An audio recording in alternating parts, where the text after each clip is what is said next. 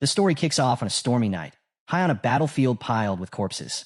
At the summit stood Qin Feng, battered, bloodied, and aged 100-fold due to a cruel curse, yet still triumphant. Against all odds, he had conquered the legendary ruins of the ancient god. A woman, blade in hand, stepped forward. With a smirk, she admired his feat then. Without hesitation, she claimed the divine relic, the Eye of Judgment. Barely clinging to life, Qin Feng looked up and asked why she, of all people, was doing this to him. That woman was his sister, or so he thought. Her name was Qin Xiaoyu, and she didn't flinch. Her voice was cold as ice. She reminded him that he was just an orphan taken in by her parents.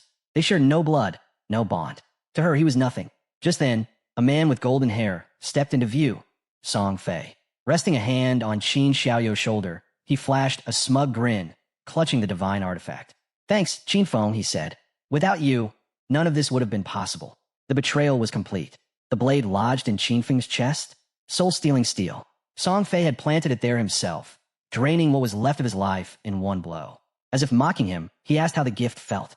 Qin Feng had raised Qin Xiaoyu after their parents passed, supported her schooling, protected her when the world descended into chaos. He'd sacrificed everything, and now, all he got in return was this. Qin Xiaoyu looked him dead in the eye. To her, he had always been a burden, bossing her around, controlling her life. Back then, his strength was useful. But now that she and Song Fay had what they wanted, he was just dead weight. Song Fay lunged for the kill, promising he'd take care of Qin Xiaoyu from now on. As the final blow fell, Qin Feng swore he wouldn't let them get away with this. Then, everything went black. The year was 2025, the year the godforsaken game arrived. In this new world, lifespan became the only currency. Die, and you'd lose years. Kill, and you'd gain them. Lifespan could buy you real-world power, superhuman strength, blades that cut steel, even the ability to shrug off nuclear blasts. Everything had changed. Qin Feng had fought tooth and nail to survive, alongside his sister. They clawed their way through trials, disasters, and near death, eventually climbing into the world's top 100 powerhouses. He gave everything, and in the end, it all meant nothing. His hard-earned glory handed over to traitors. If he had another chance, he vowed, he'd live only for himself. And just like that, he opened his eyes. He was in his old room. Sitting upright in a panic, he scanned his surroundings. It was real. He was alive. He grabbed his phone, and the date confirmed it. Looking out the window, he saw the city skyline, just as it had been 9 years ago. The day the game began. He had been reborn. The day after the Forsaken game descended onto Earth, Qin Xiaoyu stormed into the house, kicking the door wide open. She froze for a second, seeing Qin Feng casually sipping coffee. Her voice erupted with rage. Why hadn't he answered her calls? She kicked over the trash, in frustration. Qin Feng quietly watched her, remembering this exact moment from his past life. The day everything spiraled. That day, they'd had a huge fight, all because of Song Fay. Posters of that fake idol still hung on her wall. Before the world fell into chaos, Song Fay was a minor underground celebrity. To outsiders, he sparkled. But behind the scenes, he was a predator, conning fans out of their money and worse. Qin Xiaoyu was obsessed, and Qin Feng, knowing the truth, had tried everything to keep her away from him. But no matter what he did, he was always the bad guy, the one accused of controlling her life. Now, with venom in her tone, she pointed a finger at him and yelled, "Are you deaf? It's your fault Song Fay didn't take the top spot this month." She threatened him. If he didn't hand over money to boost Song Fay's ranking, she'd really lose it. Qin Feng didn't flinch. Instead, his hand moved. One slap, swift and cold, sent her crashing to the floor. Her cheeks swelled instantly. Blood trickled from her nose. Her eyes welled up. Shocked and trembling, she couldn't believe what had just happened. Qin Feng stared down at her. His voice cut like a blade. He wasn't interested in arguing. If she didn't shut up, he warned he'd shut her up himself. He tossed a credit card at her. "This is all that's left for Mom and Dad," he said. "All these years, no matter how bad things got, I never touched it. For their sake. But that ended today." He turned away. "From now on, I have no sister." Tears streamed down her face, but anger burned in her eyes. Qin Feng didn't look back. In his last life, he sacrificed far too much for her. Missed out on countless opportunities, skipped rare dungeon runs, all because he was busy protecting someone who would only stab him in the back. Not this time. He took out a bottle of sleeping pills, downed them with water, and lay back. Free from the burden, he was finally going to go far. With knowledge from the future, he'd outpace everyone. Qin Xiaoyu was on her own now, and Song Fay, Qin Feng would be coming for his head. As he drifted off, he found himself once more in the Hall of Choice. This place had been so overwhelming the first time. Back then, he panicked for hours before settling on a class. He chose warrior, not because it was strong, but because it could protect Qin Xiaoyu. That choice cost him everything. Now, unchained, he knew what he needed: speed, flexibility, kill power. Without hesitation, he picked the assassin class. But then something happened. A notification appeared. Divine artifact. Eye of Judgment successfully bound. The artifact awakened, its passive ability now active.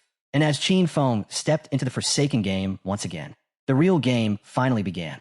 To his shock, a new message appeared. Highest ranking profession and talent automatically acquired. Qin Feng stared at the screen, stunned. The Eye of Judgment had fully bonded with him after his rebirth. Now he understood. The artifact could only recognize its true master. Even if someone stole it, it would be completely useless. Maybe, just maybe, that's why he'd come back to life. Darkness surged toward him, sinking into his body. His form began to shift. His hair turned white. His presence vanished into the shadows. He had become Shadow, the peak hidden class for assassins. This was a world apart from the warrior class he chose in his past life. Just unlocking this path gave him immense strength. But the real surprise came next. He remembered something important. Every class had a slim chance of evolving into a rare hidden tier. Almost impossible. But with the authority of judgment, that chance became a guarantee. The system spoke. Authority of judgment, the oldest and most primal power in the universe, transcends all rules and systems. For now, Qin Feng couldn't use it actively. He lacked divinity, but its passive effect? Fully online. This revelation hit hard. In his previous life, it wasn't until year 7 brutal years into the Forsaken game, that a player finally managed to escape the God-abandoned realm and touch the realm of order. Only then did humanity learn of higher powers. And even after that, no one had ever wielded true order. Yet here, he was standing at the starting line, already holding a force stronger than order itself. His goal shifted. If he could escape this realm and enter the realm of order, if he gained divinity, he could unleash this authority in full. The system chimed again. Profession selection complete. Please enter your game alias. He paused for a moment, then typed Shadow, and with that, he was transported into the God-abandoned realm. A vast wasteland, broken, deadly, crawling with monsters that feasted on lifespan. Survival here was a constant struggle. Players could leave the safe zone, hunt beasts, and earn tradable lifespan. But death? Death meant losing half their remaining years, tradable and not. Qin Feng landed in Shell Town, a rare safe zone. No monsters, no PvP, but time ticked away all the same, slowly draining their lifespan. All around, new players appeared, randomly pulled in while sleeping after meals or collapsing from exhaustion at work. Confused, terrified, helpless. But all eyes turned to Qin Feng. His aura was different. His gear was different. Some noticed the twin daggers at his sides and guessed he was an assassin. But even then, something was off. This wasn't a regular class. And soon, powerhouses from across the globe would begin arriving one by one, changing the entire balance of this new world. If Qin Feng wanted to stay ahead, he couldn't waste a second. Time didn't wait, and neither would he. Just then, a flash of light. 3 men and an archer materialized in town. They looked battered, pale, panicked, drenched in sweat. One collapsed to the ground. They just died in the wild. And they were furious. Their target? A weak level 1 crawler. At least, that's what they thought. But with a single bite, the monster had wiped out all 4 of them, instantly draining their lifespan to 0. The group had only managed to chip away a third of the monster's health, together, before it wiped them out. Now, their lifespan had been halved. Panic set in as they turned to their archer, Lizzie, asking what they should do next. Qin Feng quietly watched her. She was holding a short bow. Archers usually started with those, but something fell off. She wasn't ordinary. She had a hidden class too. Lizzie noticed him studying her. She smiled softly and called out, asking if he wanted to team up. The monsters out there were brutal, and they couldn't take him on solo. Her team had already been wiped once. They had experience now. But Qin Feng didn't slow down. No thanks, he replied and walked on. Her teammates scoffed behind him, calling him a pretender. 5 of them couldn't handle a low-level beast. What made this guy think he could go solo? To them, he was just throwing his life away. Curious, Lizzie pulled up the system interface. Alias, Shadow. That name alone was unusual. Qin Feng headed toward the town's edge. Lizzie couldn't help but trail after him. Maybe they could learn something. At worst, they'd watch him die. At best, they might pick up some monster data or skill insights. The God-abandoned realm was unforgiving. A single mistake could erase years from your life. Lizzie didn't know how she'd ended up here, but with her experience in online games, she'd quickly formed a team. Still, that first monster they faced had crushed them. They thought it was a weak crawler. It wasn't. No level 1 player should have tried that fight. Lizzie understood that now. Her friends were still bitter. One of them, the team's assassin, grumbled about Qinfeng's weapon. While he had a standard dagger, Qinfeng wielded a short blade, a rare start. Even worse, Qinfeng was faster than him. Faster than an assassin? That shouldn't be possible. And his outfit, completely different from standard class gear. Something about this guy didn't add up. Lizzie decided to keep following. Qinfeng noticed. He turned, eyes locked in their direction. Startled, Lizzie ducked back into cover, unsure if he had seen them. Too late. In the blink of an eye, he vanished. No trace. No sound. Just gone. He had used Shadow Sneak, a stealth ability that erased him from sight. The group stared, stunned. Even the assassin recognized it. That's an advanced stealth skill, he muttered. He's invisible. Qinfeng was gone. Lizzie shook her head. It was too risky to keep chasing. They'd already lost half their lifespan. They needed to regroup, find NPCs, and search for treasure chests or hidden quests. Anything that could boost their odds. Meanwhile, Qinfeng moved like a ghost through the terrain. Shadow Sneak cloaked him, allowing him to slip into stealth.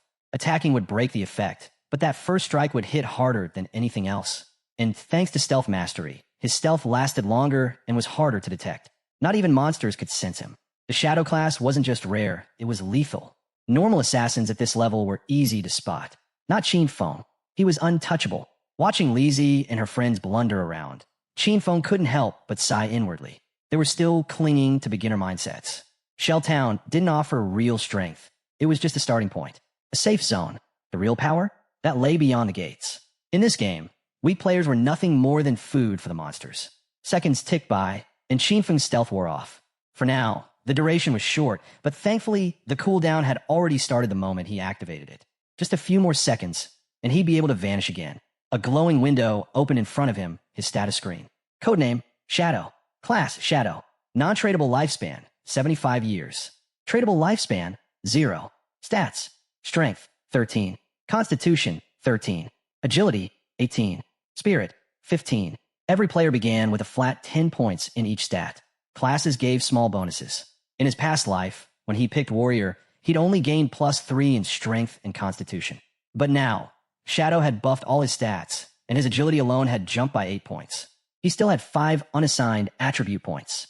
Most people rushed to boost Strength or Spirit to raise their attack power, physical or magical. That was a mistake.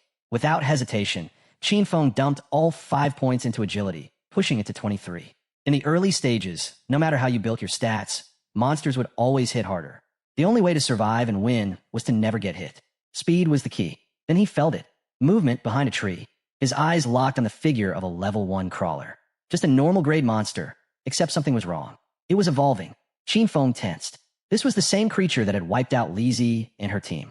It was still absorbing lifespan from its victims, and it was injured, down a chunk of health. The moment it sensed him, the crawler lunged. But Qinfeng jumped aside, dodging cleanly. He understood now.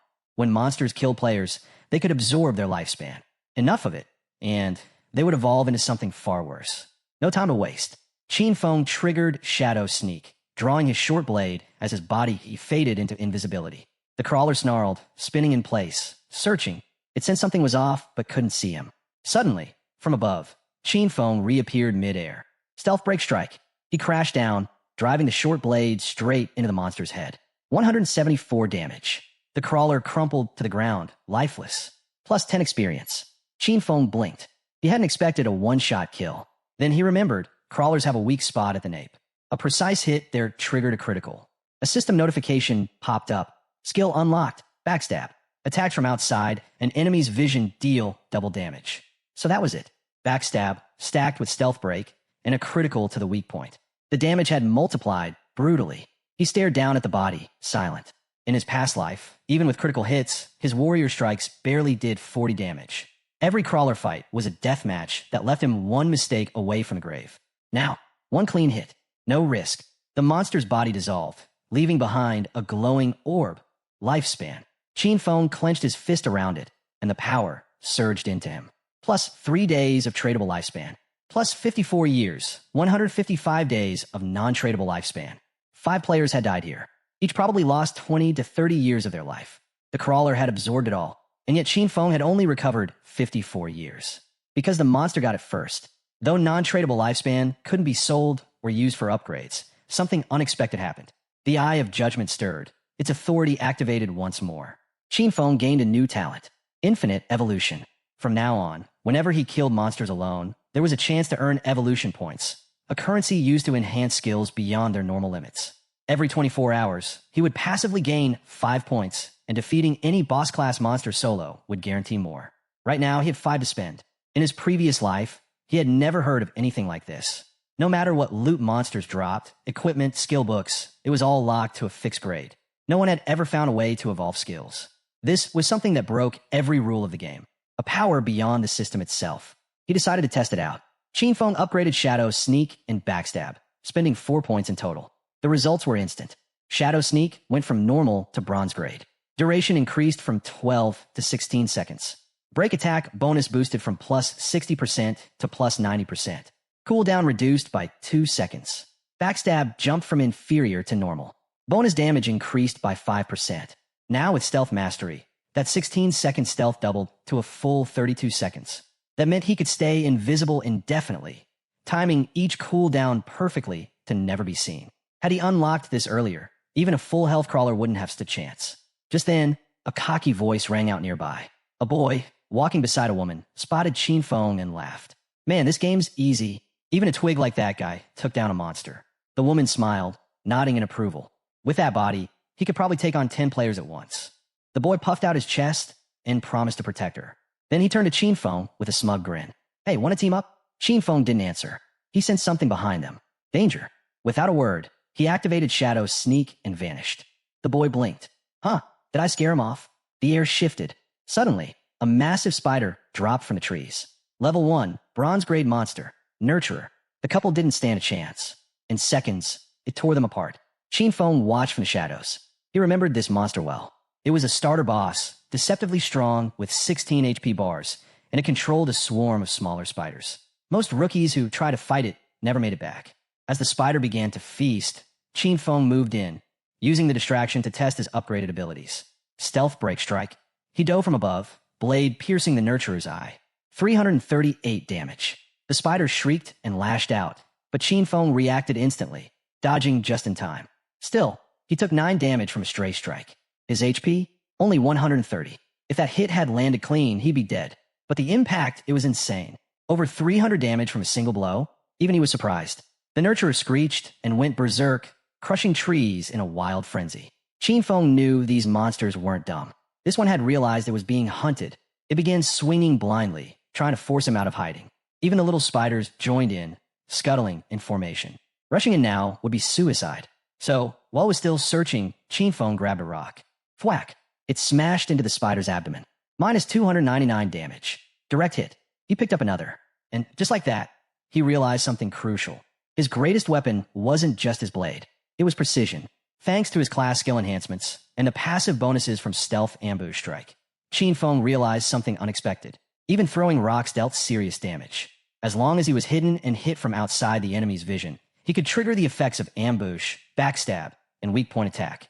So his strategy was simple. Wait for Shadow Sneak to come off cooldown, then strike again. When the cooldown reset, he lobbed another rock. Minus 279 damage. Another solid hit. Then, without wasting time, he activated Shadow Sneak again. Stay hidden. Wait. Strike. Repeat. Back in Shell Town, something massive happened. The leaderboard updated. Player, Shadow. Boss killed. Bronze grade Nurturer. Level 2. Ranking first. Gasps spread across the town. Most players were still dying to basic mobs. And here was someone who had already killed a boss and hit level 2. It didn't make sense. Lizzie and her teammates stared in disbelief. They had been wiped out by that same spider, together. And yet Shinfeng had killed it alone? They were convinced it had to be a bug.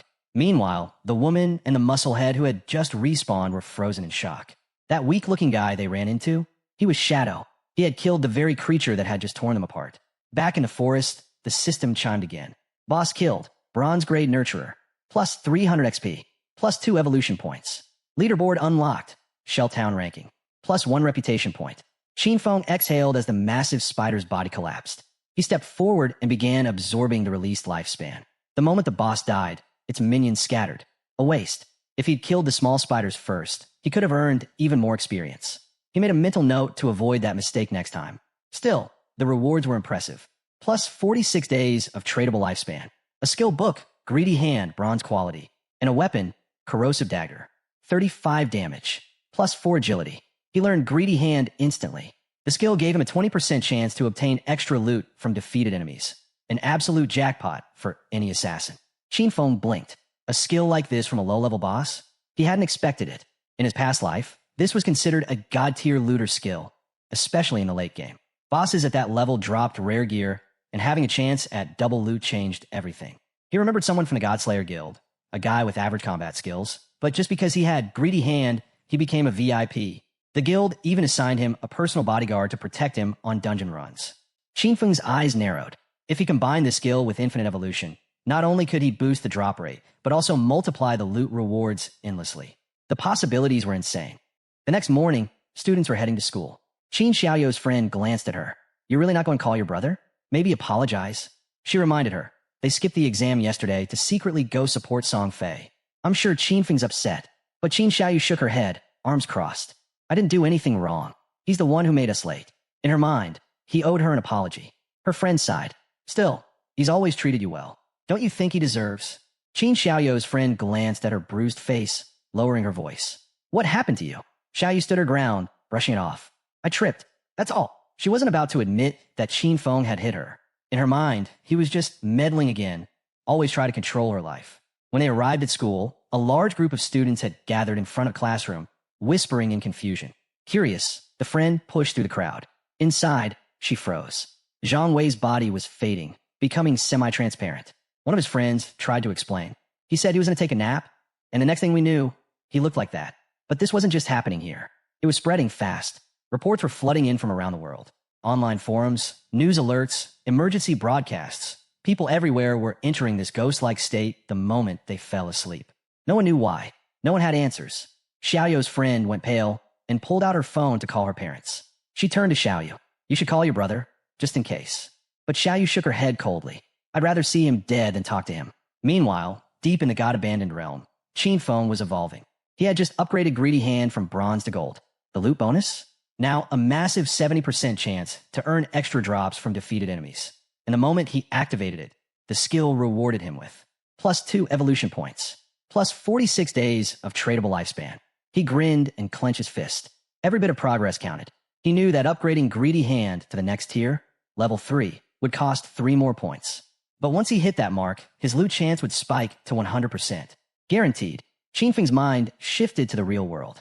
By now, the world governments must have caught on. More and more people were being dragged into the Forsaken game. It wouldn't be long before the truth came out, that skills and equipment could be extracted into reality. And once that secret spread, chaos. But to extract anything, 2 things were required. Reach level 10. Accumulate enough tradable lifespan. He had no time to waste. Killing low-level mobs was inefficient. He needed to find stronger bosses. Qinfeng equipped his bronze corrosive dagger, gaining +35 attack and +4 agility. Then activated Shadow Stealth and vanished, slipping unseen through the deadly terrain. As he moved across the land, a noise caught his ear. Fighting. He followed the sound to the edge of a cliff and peered down. A level 2 sprint predator, bronze grade, was locked in battle with a group of players. It charged, claws slicing the air, but its strike was blocked by a man wielding a massive shield and mace. Wang Meng. Qinfeng's eyes narrowed. He hadn't expected to run into him this early. So the rumors were true. When Wang Meng first entered the Forsaken game, he'd immediately formed a team of hidden class players, 6 in total, each with rare abilities. Now, Wang Meng stood at the front line and activated his class skill, Holy Barrier. A golden wall of light burst around him, repelling the predator's attack with ease. His class? Holy Shield Warrior, twice the base stats of a normal warrior. And that wasn't all. Wang Meng also had a terrifying passive, innate invincibility. While the predator was distracted, the team's mage launched a fireball, striking the creature square in the arm. Her class?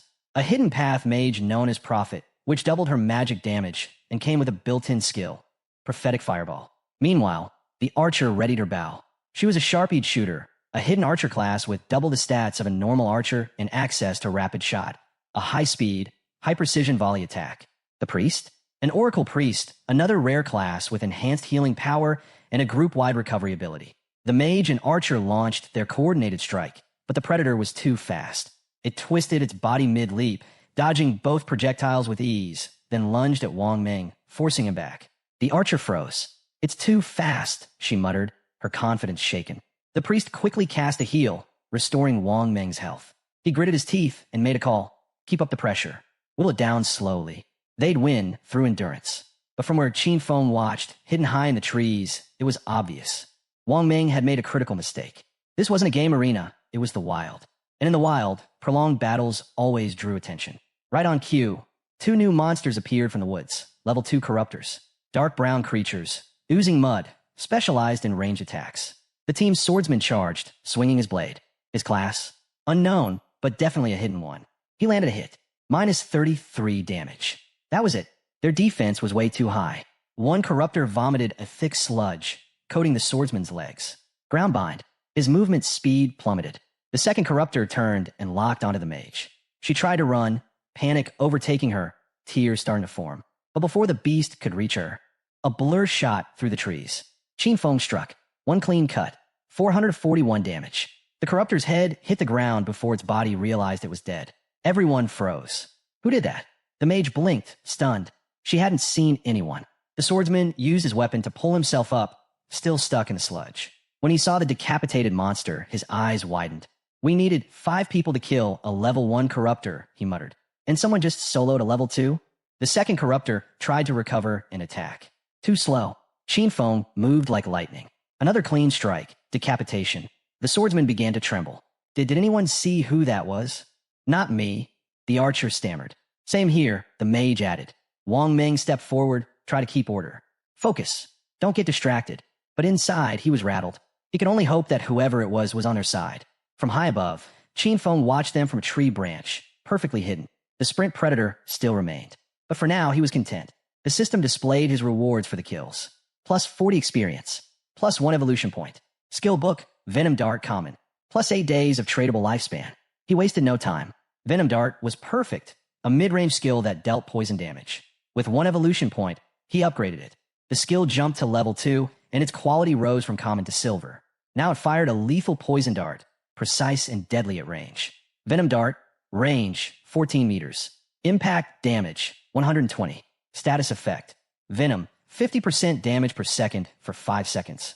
Cooldown, 5 seconds. Non-stackable. The Predator charged again. Wang Ming braced behind his shield and barely managed to block. But in that moment, the monster's bladed limb pierced through his stomach. Blood spattered as he collapsed, his shield and mace hitting the ground with a heavy clang. The creature didn't hesitate. It drove its other limb into him, twisting cruelly. The archer trembled. The priest panicked. His healing spells weren't fast enough. Wang Ming groaned, struggling to speak. Run, get out of here. Suddenly, thwip. A dart tore through the air.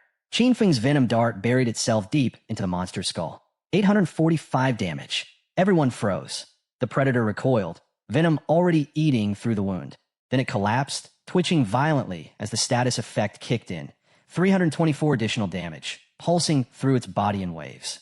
In mere seconds, the boss was dead. The mage and archer just stood there, stunned. That single attack had shredded half of the boss's HP. But the poison, the real killer, kept chipping away. Because Qin Feng had dealt over 90% of the total damage, the loot was his. Boss killed. Sprint Predator, bronze grade. Plus 600 XP. Level up, level 3. Plus 2 evolution points. Plus 55 days, tradable lifespan. He hadn't expected the damage over time effect from Venom Dart to trigger his class's passive, but it had. He was invisible. He was untouchable. And now, he could spam deadly darts from the shadows. In early and mid-game, nothing could stop him. Loot began to shimmer and rise from the boss's corpse. Wang Ming, injured and leaning on his teammates, stared at the aftermath. The Predator was torn apart, and its killer hadn't even shown himself. Seconds later, the loot vanished into Qin Feng's inventory. Wang Ming stood upright, blood still dripping. Thank you for saving us. Qin Feng didn't reply right away. Then, calmly, he said, Out here, don't trust anyone too easily. The team went silent. Even Wang Ming was momentarily stunned. But then, he gave a small nod. Sound advice. We won't forget it. Before Qin Feng could leave, he added, If you ever need anything, come find me. I owe you one. Qin Feng glanced back, but said nothing. Still, a thought crossed his mind. Wang Ming might be trustworthy. He had backing from Daxia's government, and that meant resources, potential connections for selling extra loot. Qin Feng used Greedy Hand one last time. Plus 3 evolution points. Plus 55 days tradable lifespan. Loot acquired. Sprint Predator's leather greaves, bronze quality. He equipped the greaves. Plus 9 physical defense. Plus 5 all elemental resistances. Plus 15% cooldown speed. A solid upgrade, especially for a stealth assassin. His inventory was now full of gear and skill books, more than he ever had this early in his previous life. Time to return to town. Time to trade it all in for lifespan. His eyes gleamed. This time, his growth was 100 times faster. Not far away, in another part of the forest, a different group of players was in trouble. Surrounded, outnumbered, the monsters were closing in. They tried to escape, but before they could, a much larger beast emerged from the trees. Thorns, vines, speed. Before anyone could scream, the creature lashed out. One swing, and the entire party fell. They respawned in town, fuming. No matter where they went, the monsters always appeared in packs. And worst of all, they ran when they were injured. It was said that to truly survive out there, you had to be at least level 3. The game felt unbeatable. Some players began to wonder if the problem was their numbers. Maybe 3 just wasn't enough. They started suggesting bigger teams, 6 or even 10 people. But others pushed back. One player reminded them how a group of 10 got completely wiped out after being surrounded. More people didn't mean safety, it meant risk. Attracting attention could trigger a boss, and recently, a 40-player team had accidentally awakened a curse master. It struck once. Over 30 were dead instantly. Meanwhile, Lizzie's team respawned back in town. If they couldn't hit level 3, they'd be stuck in the game permanently. Everyone there had fallen asleep in the real world. Now only their consciousness was trapped in this nightmare. If they didn't escape, their real bodies would waste away. Lizzie was at her limit. Why was the game this brutal? Her friend was spiraling, 3 deaths already, and their lifespan bar was now below 10 years. At this rate, they wouldn't just lose in the game, they'd die for real. Then Lizzie noticed something. Shadow was already level 3. How? He must have found a trick. That was their only hope. If he could carry them to level 3, they could get out. Clenching her fists, Lizzie gave a firm command. Spread the word. They had to find Shadow and get him on their side. She was willing to pay him 10 million cash if they made it back to the real world. Her teammates were stunned, but she knew no one could ignore that kind of money. Back in the forest, our guy was grinding. Feng had just taken down a level 2 polluter, gaining 20 XP and 1 evolution point. After absorbing the monster's lifespan, he checked his stats. He'd built up 5 evolution points already. Time to spend them. He chose to upgrade Greedy Hand. The boost was wild. It jumped from Platinum to Emerald tier. Loot drops were now 160% more likely, and there was a 20% chance that extra loot would be a whole tier higher. Feng grinned. This was game-changing. If he kept upgrading it, he could hit 100%, maybe even 200%. Rain poured through the trees. That's when he spotted it. Curse Master, a bronze tier boss, slowly devouring life energy as it evolved towards silver tier status. No wonder it wiped out that 40-man team. Feng wasn't scared, but there was a problem. His inventory was full. Even if he killed it now, he couldn't take the loot. So he marked the spot on his map. That monster wasn't going anywhere. He'd clear space, come back, and take it down properly. Back in town, word was spreading fast. Someone was offering 10 million to get Shadow, the top-ranked player, to help them level up. People were dying. Lifespans were dropping. The rich were scrambling to find a way out, which meant the poor were being left behind. While players whispered and argued in the streets, Feng walked into town and jaws dropped. Calmly, he activated the system menu and set up a market stall. The system broadcast went live. A player had opened a stall to sell gear and skills, but it would only be active for 10 minutes. The entire town was stunned. Everyone turned to look. The man behind the stall was wearing 2 pieces of bronze tier equipment, and he was selling 2 more. People couldn't wrap their heads around it. Had he really taken down a bronze tier boss? One player asked why they couldn't see the seller's face. Another explained he'd activated the face concealment feature. In this game, your avatar matched your real appearance, so hiding your face was a good way to stay anonymous. Clearly, this guy wanted to stay a mystery. A mage walked up to the stall, curiosity in her eyes. How much for the ice cone spell? She asked. 100 days of tradable lifespan. Feng replied without flinching. She was Grey Rose, the 11th ranked player in Shelltown. Her face was concealed too. Rose raised an eyebrow. That was a lot. She tried to bargain, asking if he could lower the price. Feng calmly explained, Ice Cone's a common tier spell, but it gives a major farming boost in the early game. 100 days is already a great deal.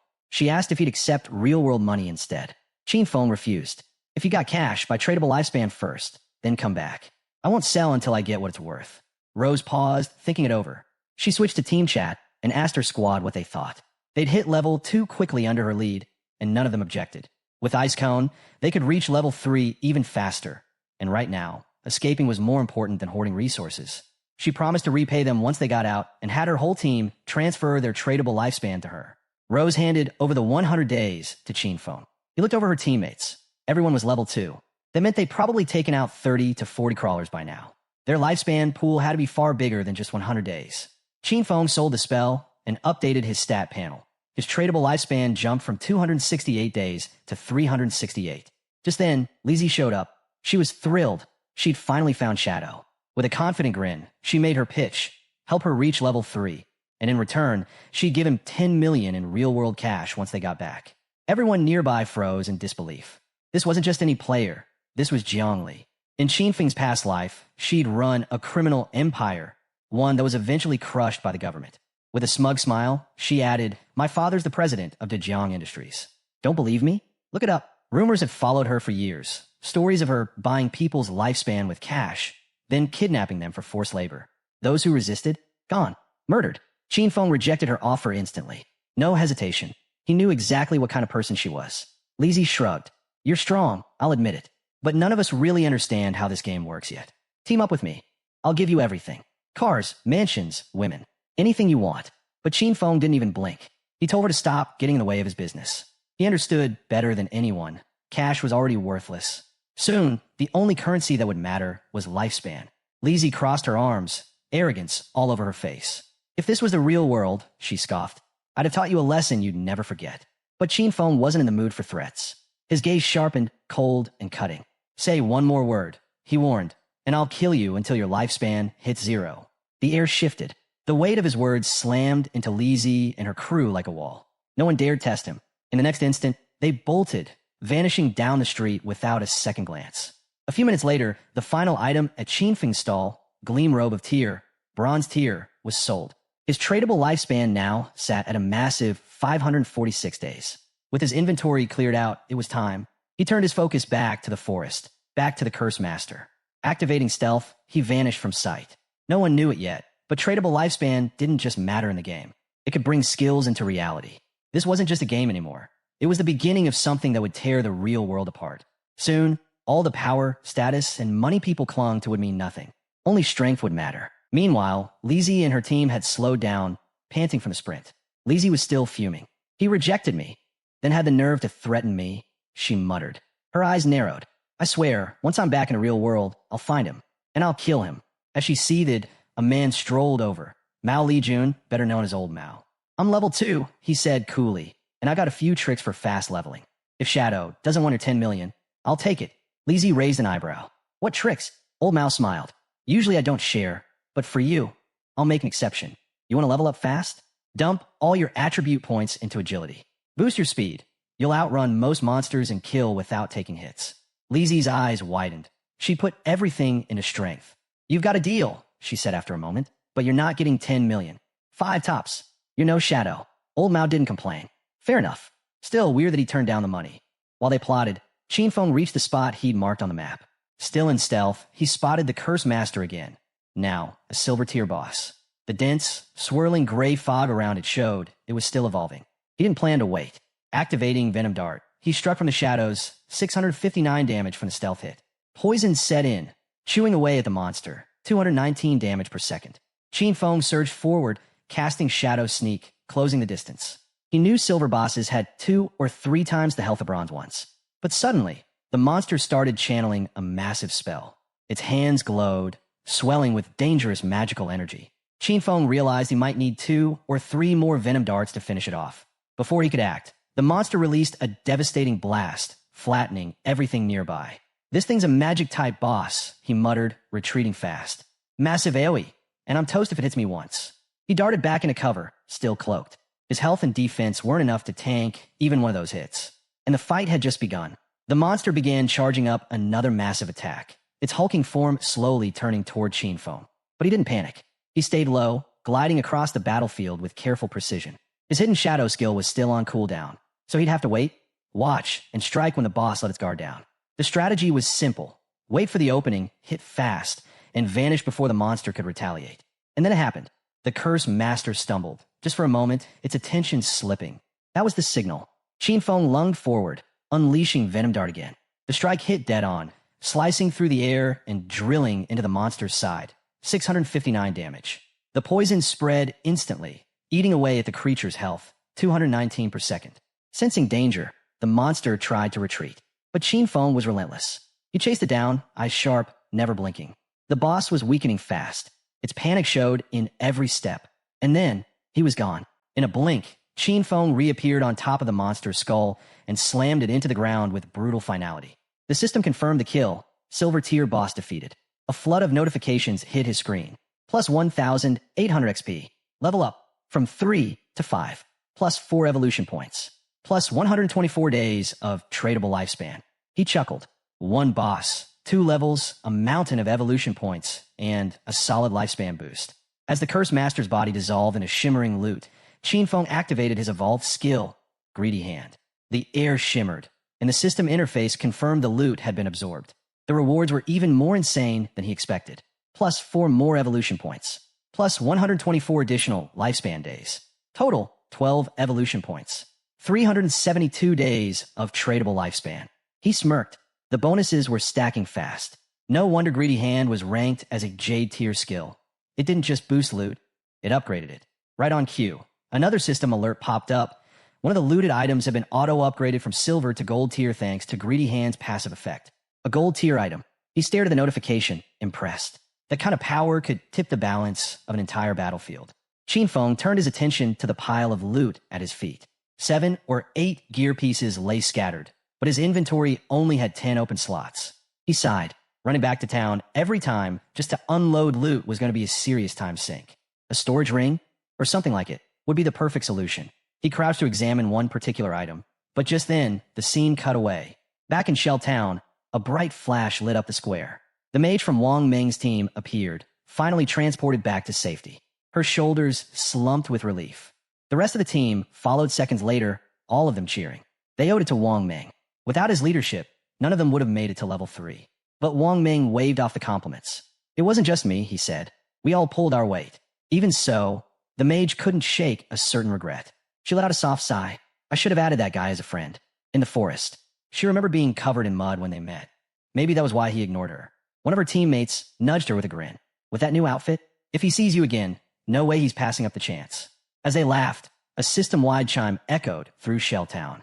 The leaderboard had just been updated, and at the very top was Shadow. News of Shadow reaching level 5 spread like wildfire through Shell Town.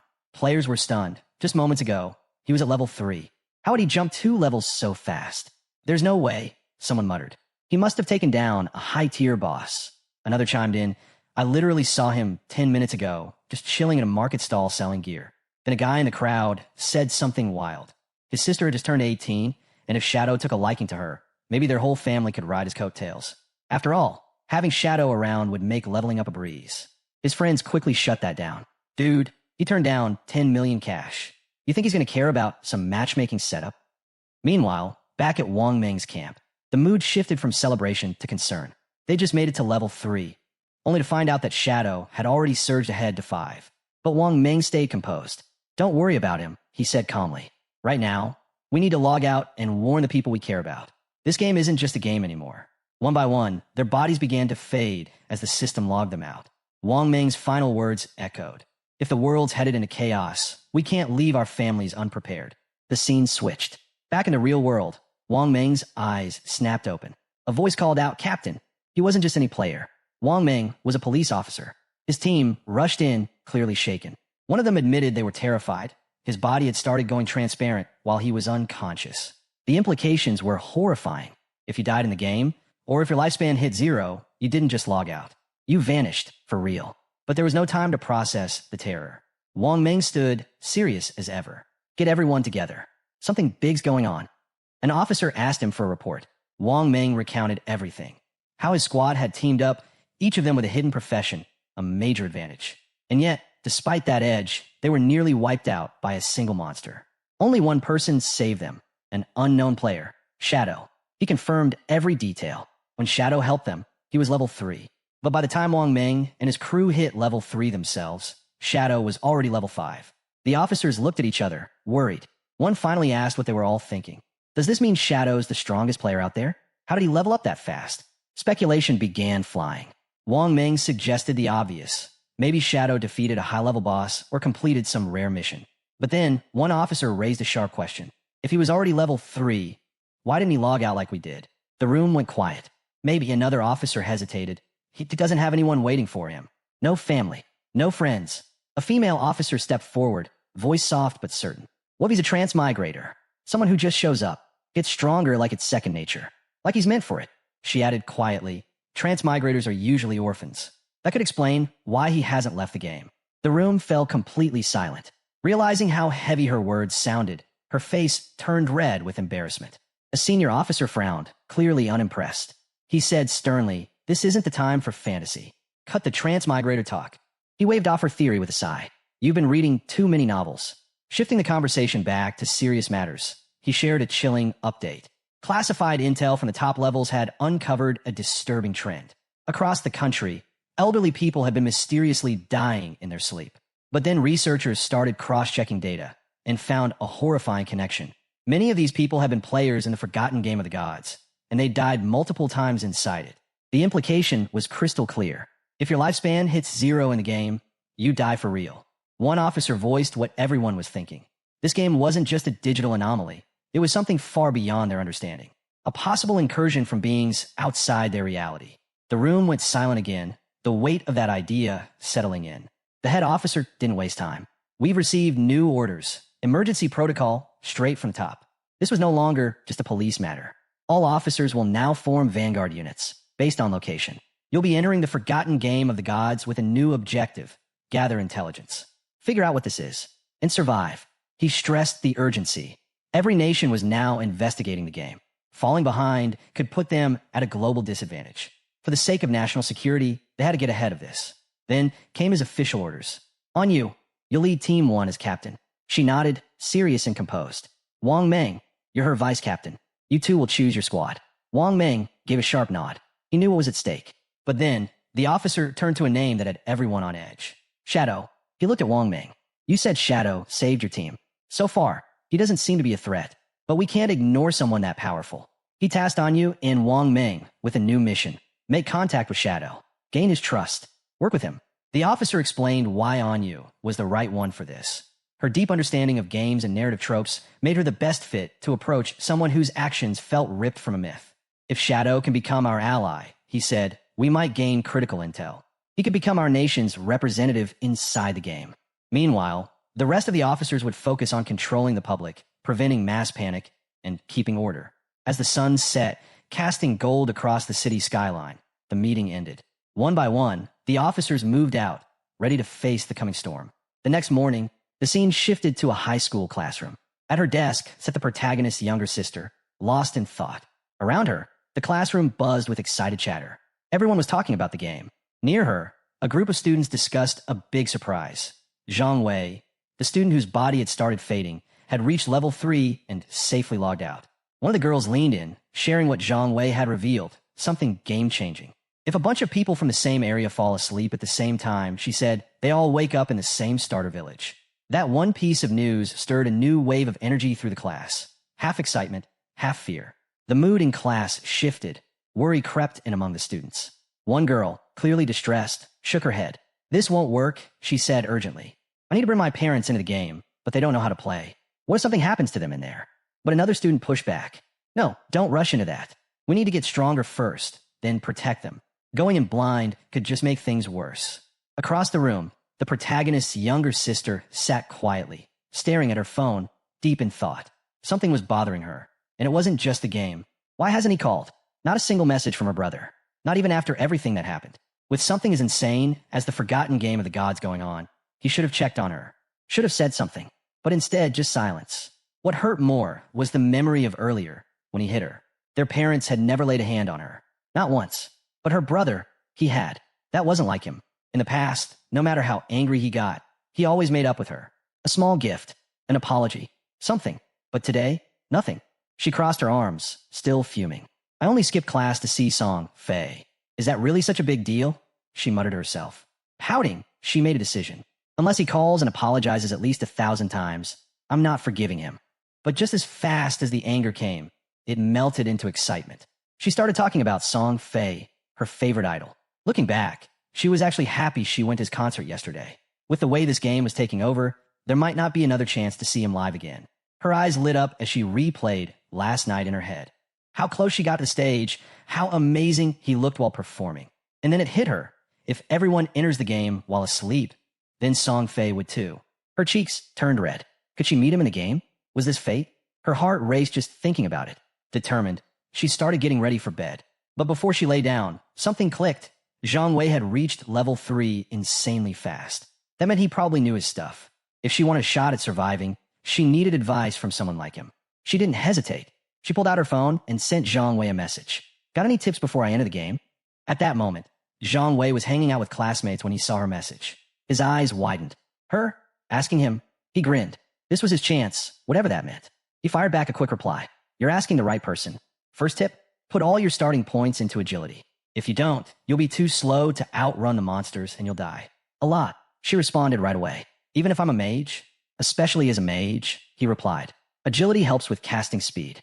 Super important early on. Still unsure, she typed.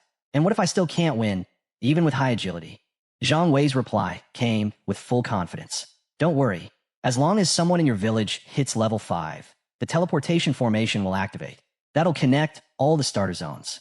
Once it does, you can just join a team and level up fast. I'll help you. Come find me once the teleportation circle activates, Zhang Wei added. The message lit up her screen, and just like that, she smiled. Lying in bed, she felt a wave of relief. It was comforting having someone like Zhang Wei on her side, someone who knew what they were doing. This is perfect. She'd enter the game before her brother, level up fast, and get strong on her own. And when he finally logged in, she'd give him a hard time. No help, no support. He'd have to figure things out on his own. Satisfied with her plan, she let her eyes close, excitement bubbling as she drifted into sleep. Back in the game, the protagonist stood silently over a fresh pile of loot from the boss he'd just defeated. His eyes scanned the spoils, but one item glowed brighter than the rest, an orb pulsing with energy. He picked it up. Item acquired. Curse ring, gold tier. A system prompt detailed its stats. It could be worn by any class. Added plus 8 points to all attributes. Boosted dark elemental resistance by 26 and increased weak point attack damage by 1.5x. The only requirement, the user had to be at least level 4. Qinfeng's eyes narrowed in thought. That was plus 32 attribute points total, the equivalent of 3 level ups in one item. The dark resistance would be useful against certain enemies, and the weak point multiplier, a solid bonus. This wasn't just loot. This was a game changer. Before he could inspect it further, another system alert popped up. New skill acquired. Instant Shadow Slash, Silver Tier. The system explained. The skill unleashed a flurry of slashes in a straight line up to 15 meters, hitting every enemy in a 2.1 meter wide path 3 times. Each slash dealt 100 damage and counted as a backstab, though it didn't strike weak points. On top of that, it granted temporary invincibility for 5 seconds. Cooldown, 12 seconds. A strong area of effect skill with built-in survivability. No doubt, it was a powerful asset. Qinfeng didn't hesitate. He learned it instantly. With evolution points still to spare, he turned his attention to upgrading one of his key abilities, Greedy Hand. The system accepted 8 evolution points, boosting it from Jade rank to Diamond rank. New effect? Loot drop chance jumped from 160% to 220%. Upgrade chance on dropped loot increased from 20% to 40%. He nodded impressed. With this kind of improvement, each kill would now reward him with 2 loot items, and nearly half of those had a chance to be upgraded. Every battle would be 3 times as rewarding. Not wanting to waste the rest of his points, he turned to Instant Shadow Slash and upgraded it 3 more times. The system consumed his remaining 3 evolution points, leaving him with only 1. But the payoff was immediate. The skill evolved, jumping ranks, silver to gold, then to platinum. The attack range increased from 15 to 21 meters. The slash count rose from 3 to 5, hitting all enemies in a now 3.1 meter wide path. Invincibility extended to 7 seconds. Cooldown reduced to 10.43 seconds. Not massive, but enough to make a difference. It was official. Qinfeng now had a top-tier AoE skill with mobility, invincibility, and reach. And he was just getting started. Each strike from Instant Shadow Slash now dealt 200 damage, double what it used to. Every slash still counted as a backstab, activating his passive bonus, even though it didn't target weak points directly. Qinfeng examined the new stats closely. Sure, the cooldown hadn't dropped by much, but the extended invisibility? That was a huge tactical edge. He could now stay hidden longer, control the fight, and strike before anyone saw him coming. Shifting his focus to the rest of the loot, he scanned through the items. Most weren't worth keeping, but one caught his eye, a silver tier skill book, Battle Roar, meant for warriors. Not useful to him, but it would fetch a good price. More lifespan in his pocket. Just as he closed his inventory, something moved in the distance. He spun around. 3 massive creatures came lumbering toward him. Limb crawlers. Level 4. Twisted, grotesque monsters, deadly at close range. Qin didn't back down. This was the perfect time to test his new skill. Without hesitation, he activated Instant Shadow Slash. In a blink, he vanished into motion, a blur of slashing energy slicing clean through the crawlers before they could react. Within seconds, the battle was over. The monsters collapsed, torn apart, as the dust settled. System notification, victory, plus 80 XP, plus 5 days, tradable lifespan. A dark, commanding aura seemed to cling to Qin in the aftermath. He stood still, calm, calculating. His power had jumped again. Now he had an idea. If he opened with Poison Dart, followed immediately by Instant Shadow Slash, he could wipe out enemies before the fight even began. He checked his stats. Tradable lifespan, 618 days. But to bring his game skills and items into the real world, he needed at least 900 days, about 2.5 years. He set his goal. First step, sell off the valuables in his inventory. If everything went well, he'd reach the requirements sooner than expected. And once he hit level 10, the connection between this world and reality would be his to control. The scene shifted. Qin, now invisible thanks to latent image, made his way silently back toward the starter town. As he moved through the shadows, voices reached his ears. A man congratulated a woman on reaching level 3 and reminded her of a deal. He stopped to observe. It was Lizzie and Old Mao. From their conversation, the details of their arrangement became clear. Old Mao had helped Lizzie reach level 3 so she could safely log out. In exchange, she owed him 5 million in cash. Lizzie didn't seem worried. Do you really think the Yang Industries can't spare the kind of pocket change? She asked casually. I'll log out and handle the transfer. No problem. Before leaving, she handed him her phone number. Call me after you log out, she added. But she wasn't done. She made another offer, $10,000 in cash for every day of tradable lifespan Old Mao owned. His eyes lit up. He agreed immediately, thrilled by the amount he'd earn. With a smug grin, he added, King was a fool for turning you down. We'll talk more once we're back in the real world. He laughed, clueless, because just a few steps away, Qin was right there, watching, hidden in plain sight, unaware he was being observed. Old Mao waved off the importance of lifespan like it was nothing. In the end, it's just like in-game gold, he scoffed. Easy to get. No reason to stress.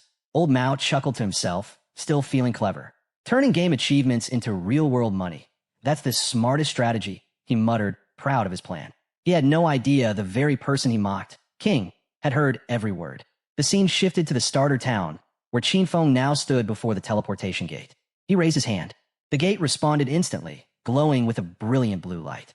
Energy surged, swirling with force as a system notification popped up. Congratulations! You've activated the teleportation formation in Shelltown. Reputation +1. The message continued. He could use the teleportation gate once a day for free. Additional uses? They'd cost tradable lifespan. But there was a catch. No other gates had been activated yet. For now, teleportation was useless.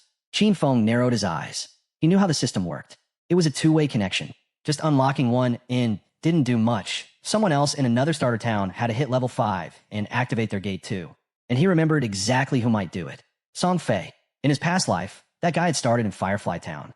Qin wasn't going to sit around and wait. He set up an alert altar, locking it on a Firefly Town's gate. The moment it lit up, he'd know, and he'd be ready. As he walked deeper into town, his focus sharpened. For most players, town-to-town travel was the goal. But not for him. His true objective was level 10. That was the threshold. Once he reached it, he could enter the God's abandoned realm, a hidden space where he could finally awaken his authority. That's when the real game would begin. Later, he opened his market stall. A new system alert echoed out. A player has opened a limited time stall. Equipment and skills available for the next 10 seconds. Nearby players lit up with excitement. Qin back. I've been saving my lifespan just for this. One boasted he had 150 days saved up. Another recalled how last time, Qin sold the Ice Cone spell, which helped Gray skyrocket to second place on the leaderboard. Then came a jackpot. Someone discovered a silver tier skill book, Battle Roar, a warrior exclusive ability. Without hesitation, he bought it. Battle Roar has been sold for 300 days of tradable lifespan. Gasps echoed through the crowd. Is a single skill book really worth 300 days? Totally, another player cut in. That skill lets warriors farm like crazy. You'll earn that back in less than 2 days. The crowd understood instantly. Everything Qin sold was high value, and in just seconds, the entire shop was sold out. Qin checked his system panel. In 1 minute, he'd gained 650 days of tradable lifespan. Total, 2,174 days. Still, he wasn't satisfied. To carry everything, his attributes, skills, and gear, into the real world, he needed much more. As the crowd slowly dispersed, some players grumbled, upset they missed their chance. "Will you open your stall again?" one asked. Feng gave a nod. "I will." Just then, a voice cut through the noise.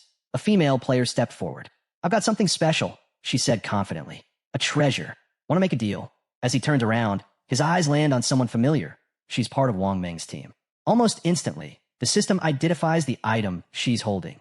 A space ring with 12 inventory slots. Not only that, it confirms the ring doesn't take up any backpack or equipment slots. Feng freezes for a moment. He knows exactly what that means. Space rings are incredibly rare. Most players dream of getting their hands on one. Normally, players are limited to just 3 storage backpacks. So a ring that adds space without using a slot? It's priceless. He knows the odds too. Technically, any monster can drop a space ring, but the chances are next to 0. And yet, here's this girl, barely into the game, already holding one, all thanks to her profit class. Her luck is off the charts. Wasting no time, Feng asks how much she wants for it. He already knows the ring's real value. In his previous life, one like this could sell for an unbelievable 3,600 days of tradable lifespan. But her response catches him off guard.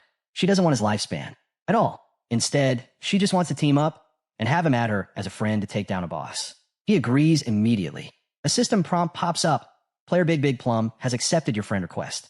As they head out of Shell Town, Feng asks her about the boss. Big Plum explains that it's a gold tier monster, though she didn't catch its exact name. It was too far off, but she did see it on an old beat-up boat in the middle of a swamp. Feng's eyes widen. A broken boat in a swamp? Could it be the Golden Ghost ship? That monster is insanely rare. It can spawn at any level, and when it does, the top guilds go all in just to fight for its powerful drops. Even seeing it once could trigger a massive player war. But judging from what Big Plum described, this one's likely a low-level version, probably around level 5. That would make it the easiest form of the boss to defeat. Still, how did she even find something this rare, so close to the starting zone? His mind starts racing. The ring. Her connection to Wang Meng's crew. The gold tier boss showing up like magic. Then it hits him. Could she be the rumored koi fish from his past life? He remembers the whispers. Back then, people talked about someone in Wang Meng's squad who had unbelievable luck, stumbling across rare bosses, treasure chests, secret palaces, and ancient temples like it was nothing. He always thought it was just a cover story for better intel. But now, looking at Big Plum, he realizes the rumors might have been true. And she's right here in front of him. Still deep in thought, he keeps staring at her. Noticing his gaze, Big Plum blushes and asks why he's looking at her like that. He snaps out of it, brushing it off. "Nothing," he mutters, refocusing on their journey. As they pass through the main gate of the starting town, they remain unaware of the shadow lurking nearby. A bald player hidden behind a tree, watching their every move. The scene shifts. A tough-looking group stands gathered, and at the center, a man with long hair commands attention. Surrounded by bald players, he speaks with conviction, bragging about his past wins, including the time he split off from his team and soloed the Sand City Overlord. He tells his crew that if they follow him, success in the game is guaranteed. But before he can say more, the bald scout rushes back. He's got news. Feng just left town with a girl. The boss smirks, letting out a short laugh. To him, Feng is just another rookie getting sidetracked by a pretty face. Without wasting a second, he rallies his group. It's time to strike. Meanwhile, outside the town walls, Feng and Big Plum continue walking. As they go, Feng brings up his conditions for helping out her team. If the boss drops any gear or skill books she can use, they're hers. But everything else? That's his take. Big Plum considers the offer and asks, "What about the others? Like Wang Meng, what do they get out of it?" Feng explains that every party has different roles, and there's no guarantee gear for an assassin like him will drop. If that happens, he'd walk away empty-handed. Not exactly fair in his book. Big Plum nods. She gets it, but she adds a small condition of her own. If any loot drops that fits her captain or another party member, could he sell it to her at a discount? He agrees. With the terms settled, Big Plum says they'll head to the boss once Wang Meng and the rest log back in. But as they continue walking, something dawns on her. She has no idea where they're going. It's only when Feng finally shares their destination that the truth hits her. They're heading straight for the gold tier boss. Big Plum is stunned. It sounds insane. He's an assassin, sure. He can vanish. But she's a mage. One solid hit and she's done. The thought of taking on a gold tier boss this early, with just the two of them, feels like suicide. But Feng doesn't flinch. His tone is steady, confident. He tells her he has no intention of letting her fight. She'll stay at a distance, safe, while he handles everything himself. Even with his assurance, Big Plum finds it hard to believe. She knows he's strong, but soloing a gold-tier boss? That's unheard of. Just as she's about to say something, Qin Feng suddenly stops. His expression shifts. Without a word, he activates latent image and vanishes into thin air. Big Plum blinks. 1 second, he was right next to her. The next, nothing. She spins around, confused. Qin Feng, she calls out, but there's only silence. From behind a tree in the distance, a group of bald-headed players watches the two from the shadows. Their leader grins confidently, sure they got the upper hand. Then, one of them speaks up. Qin Feng's gone. They scan the area, baffled. The boss just shrugs it off. He ditched her, he says smugly. Left her to fend for herself. With a wave, he commands his men to move in. The plan? Grab Big Plum, have her fun, then worry about the rest. As they close in, he reminds them of his promise. Stick with him, and life's easy. Now, even girls are falling into their laps. But just as they break into the clearing, a dark silhouette appears right in front of them. The leader skids to a stop, his grin fading fast. His eyes lock on the swirling black aura ahead, confusion creeping in. What is that? Before they can even react, Qin Feng activates Instant Shadow. In a blink, it's over. A cold flash cuts through the air, clean, deadly.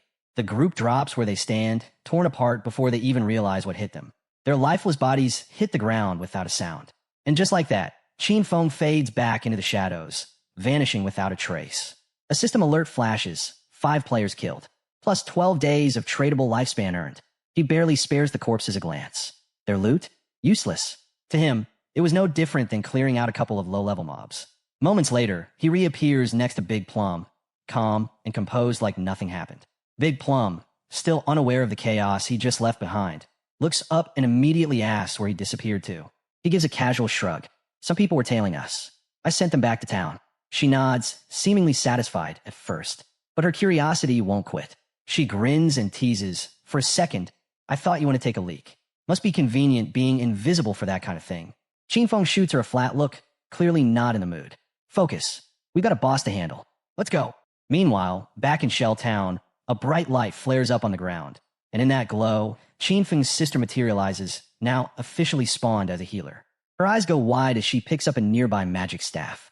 The weight, the feel, it's all real. This world wasn't just immersive. It was reality.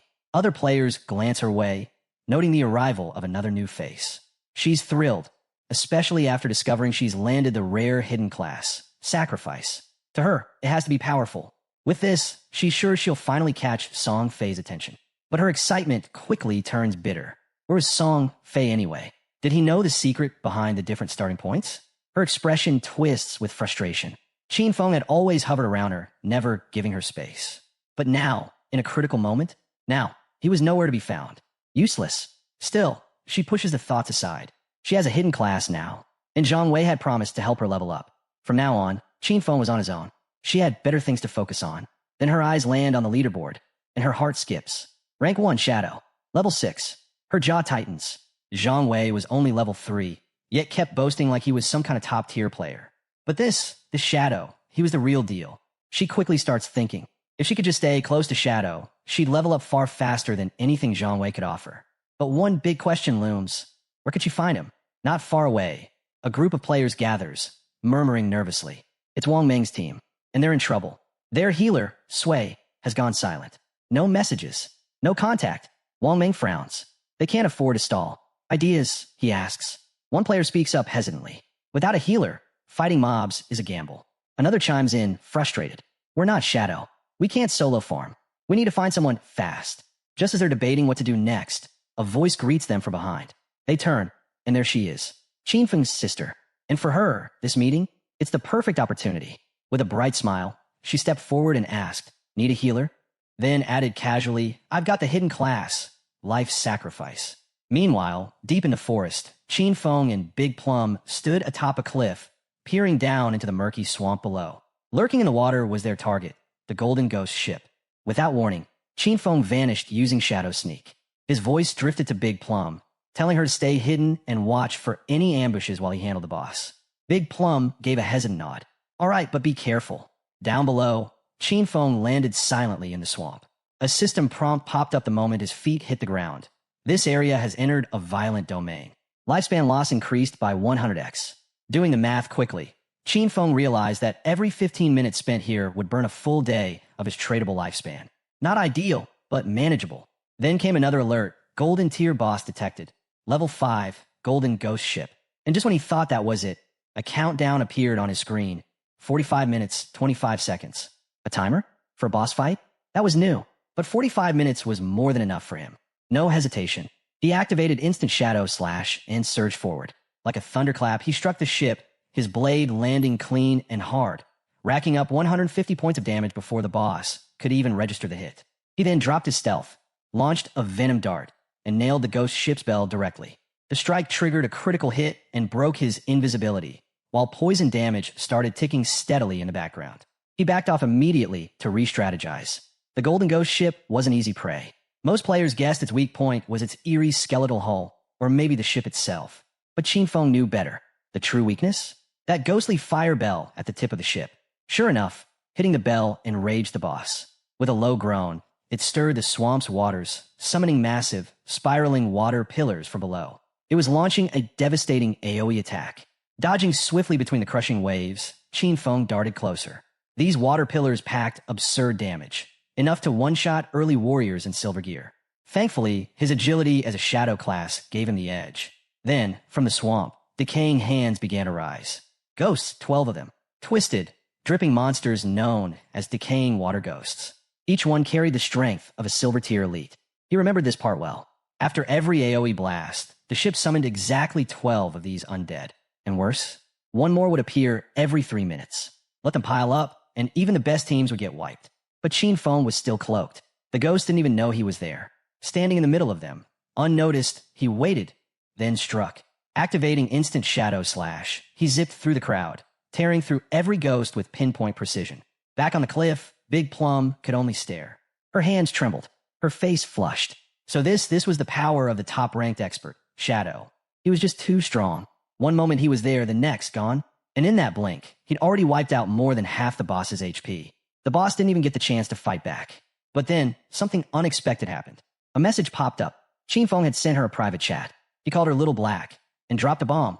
He was about to die. She froze. Yet, Qin Feng sounded calm, almost casual. He told her not to worry.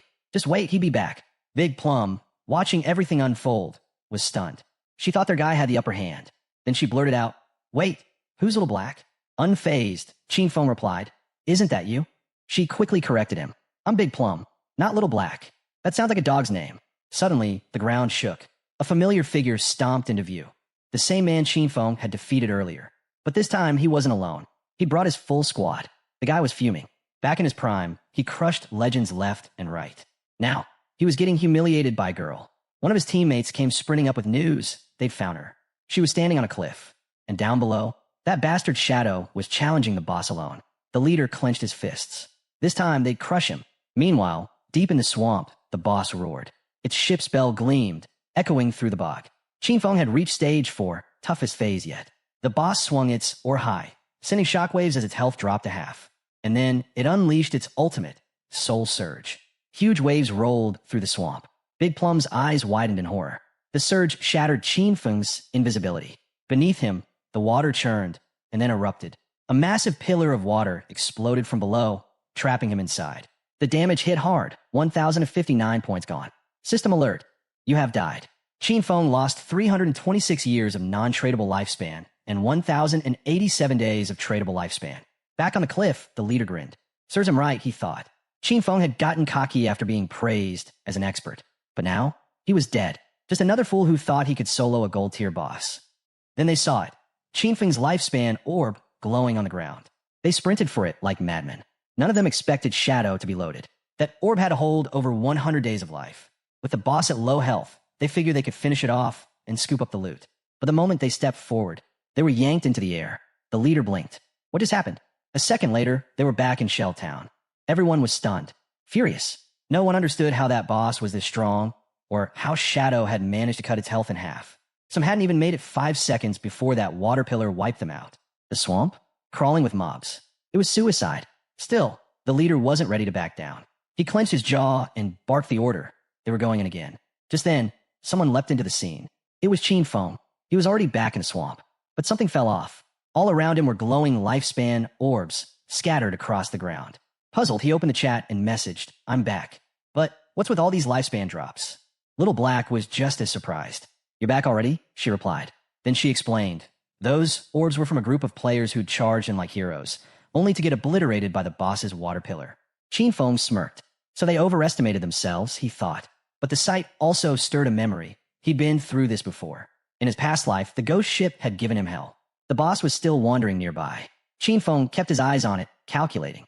He knew the golden ghost ship only used its immobilization skill once. After that, the rest of the fight was easier, at least in theory. But once its HP dropped below half, there was always a chance it would vanish and reappear somewhere else. That made it nearly impossible for most players to kill it solo. No time to waste. He fired a poison dart, striking the ship's bell dead center. The boss let out a screech and began charging another attack. Feng slipped into Shadow Sneak, vanishing from sight. He watched carefully, reading its every move.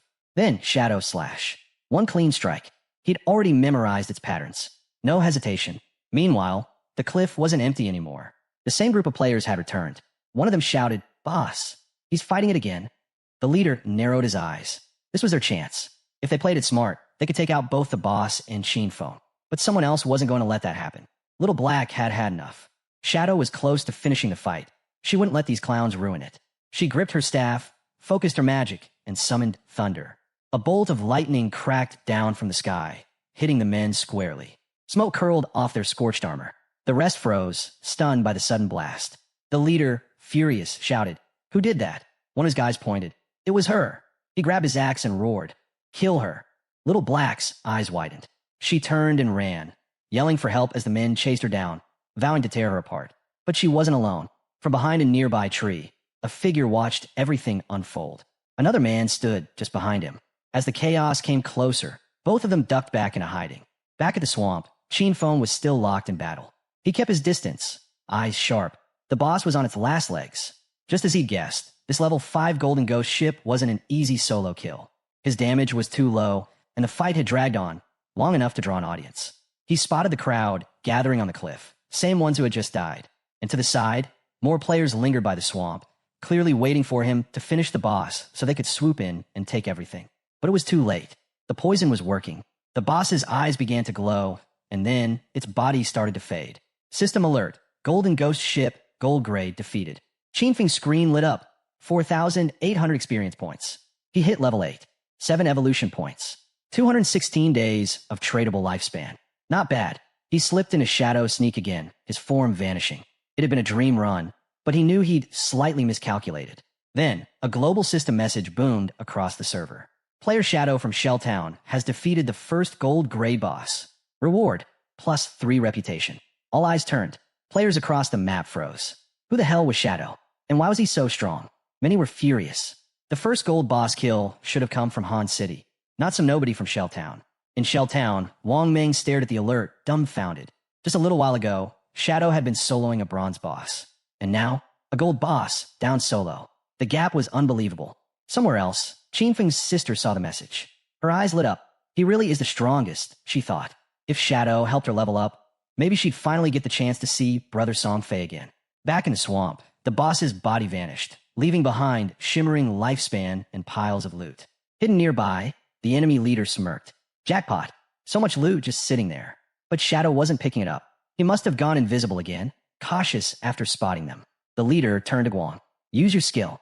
Find him. We're taking everything.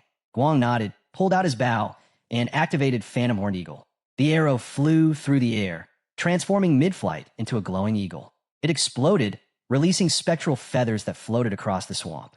Feng narrowed his eyes. So that hunter picked up an anti-stealth skill already?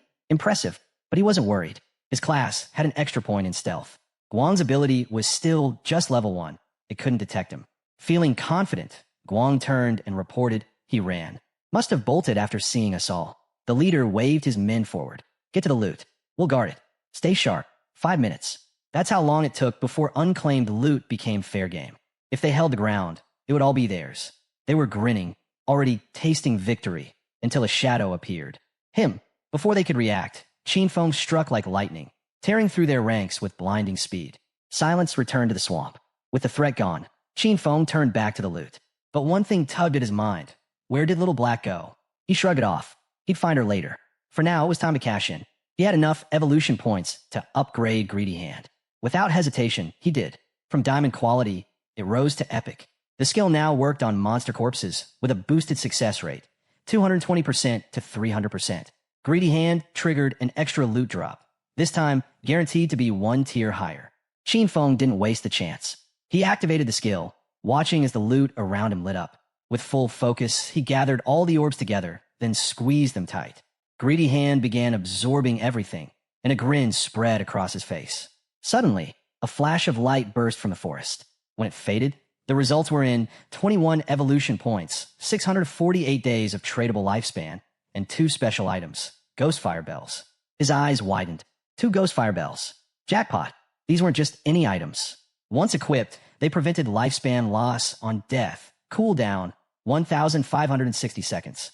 Even better, they came with 2 powerful effects. The passive ability, Soul Absorption, boosted dropped lifespan by 20% when killing monsters. And with 2 bells, that bonus doubled. The active skill, Soul Shock, let him ring the bell to immobilize all enemies within a 100-meter radius for 3 seconds. Cooldown, 512 seconds.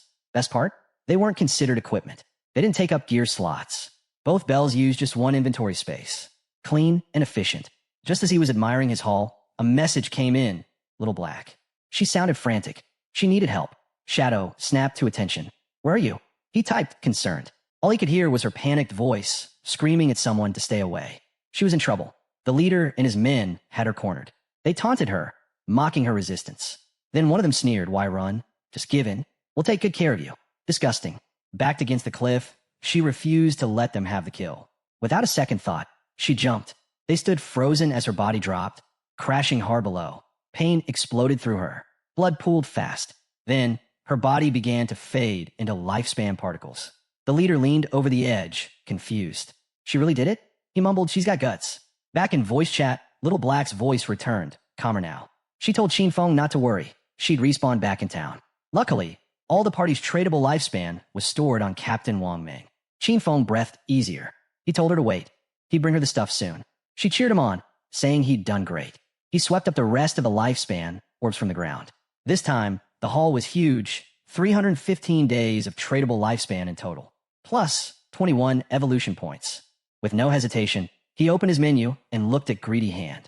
Time to upgrade again. But a system message popped up. Greedy Hand has reached epic grade. Further evolution will require 10x the normal points. The prompt appeared. Spend 2 10 evolution points to evolve. Feng didn't flinch at the prompt. He expected it. Skills at higher tiers were never cheap to evolve. This was just how the system worked. So, he set it aside for now. Instead, he focused on boosting his attack skills. The stronger his damage output, the tougher the bosses he could take down, and that meant better rewards. He concentrated. Instant Shadow / jumped from Platinum to Diamond. Its range expanded from 21 meters to 27. The invisibility boost stretched from 7 seconds to 9. Instead of 5 slashes, he could now land 7. The skill's total duration increased to 10 seconds. Even the reach of each slash went from 3.1 meters to 4.1. Most importantly, each strike now packed 300 extra damage, up from 200. He burned 10 evolution points, leaving just 3 in reserve. Next, he upgraded his backstab enhancement. It shot straight from normal to gold, skipping bronze and silver entirely. Now, every backstab would deal 30% extra damage instead of 15%. Feng smiled. Instant Shadow / now evolved twice, had doubled in damage. Even when not stealthed, he could deal around 3,000 damage in total. If stealth was active and he landed a backstab, those 7 slashes could spike the damage between 6,000 and 7,000. Satisfied, he opened his system window to review everything. He recalled that a typical gold tier boss only dropped 2 to 4 pieces of silver gear, with a rare chance at gold. But thanks to Greedy Hand, his loot had exploded. 11 gold items and skill books, 2 platinum pieces, and 1 platinum skill book. Not bad at all. Even better, 3 of them were perfect for assassin-type classes. Among the haul was something special. The Ghost Chip Dual Blades, Platinum Tier. Assassin-exclusive weapons. Stats? 136 base damage, plus 22 agility, plus 24% attack speed, plus 17 armor penetration. Requirement, level 5. The unique effect? Each normal attack hit twice. Feng equipped them immediately. The double attack perk wasn't game-changing for him. He relied more on skills, but the raw stats were too good to ignore. High base damage, speed, agility. It would speed up his casting and cooldowns. Definitely worth it. Then came the armor. Ghostfire leather armor, gold grade. Plus 25 physical defense. Plus 50 fire resistance. Plus 14 damage block. Plus 419 health points. Requirement, level 5. He blinked in disbelief. Leveling up hadn't boosted his constitution, but this armor alone had raised his health to 769, up from 350. That meant most players wouldn't even be able to scratch his defense now. Smartly, he used the system settings to make his defensive gear invisible, keeping the default assassin appearance. That way, other players wouldn't see his gear unless they opened the game interface. And he wasn't done yet. There was still one final piece left in his loot. As he scanned his inventory, something caught his eye, a skill book. Ghost Shadow Blur, gold tier. Assassin class. It was a passive skill. Boosted dodge rate by 15%, and when a dodge triggered, it granted full damage immunity. Shinfeng grinned. Finally, a real survival skill for assassins. But then he paused. He remembered why this one wasn't so popular. In this game, boosting dodge rate was tough. You'd have to sacrifice other stats just to raise it. And if dodge didn't activate when you needed it most, the result could be fatal. Still, he wasn't like the others. His skills could evolve endlessly. He could stack dodge without weakening the rest of his build. For him, it was pure upside. His body glowed faintly as he moved out of the area, heading back. The rest of the loot, gear for warriors, priests, and archers. He didn't need it, but he knew someone who might. He planned to sell the gear to Wang Meng, offering a 10% discount.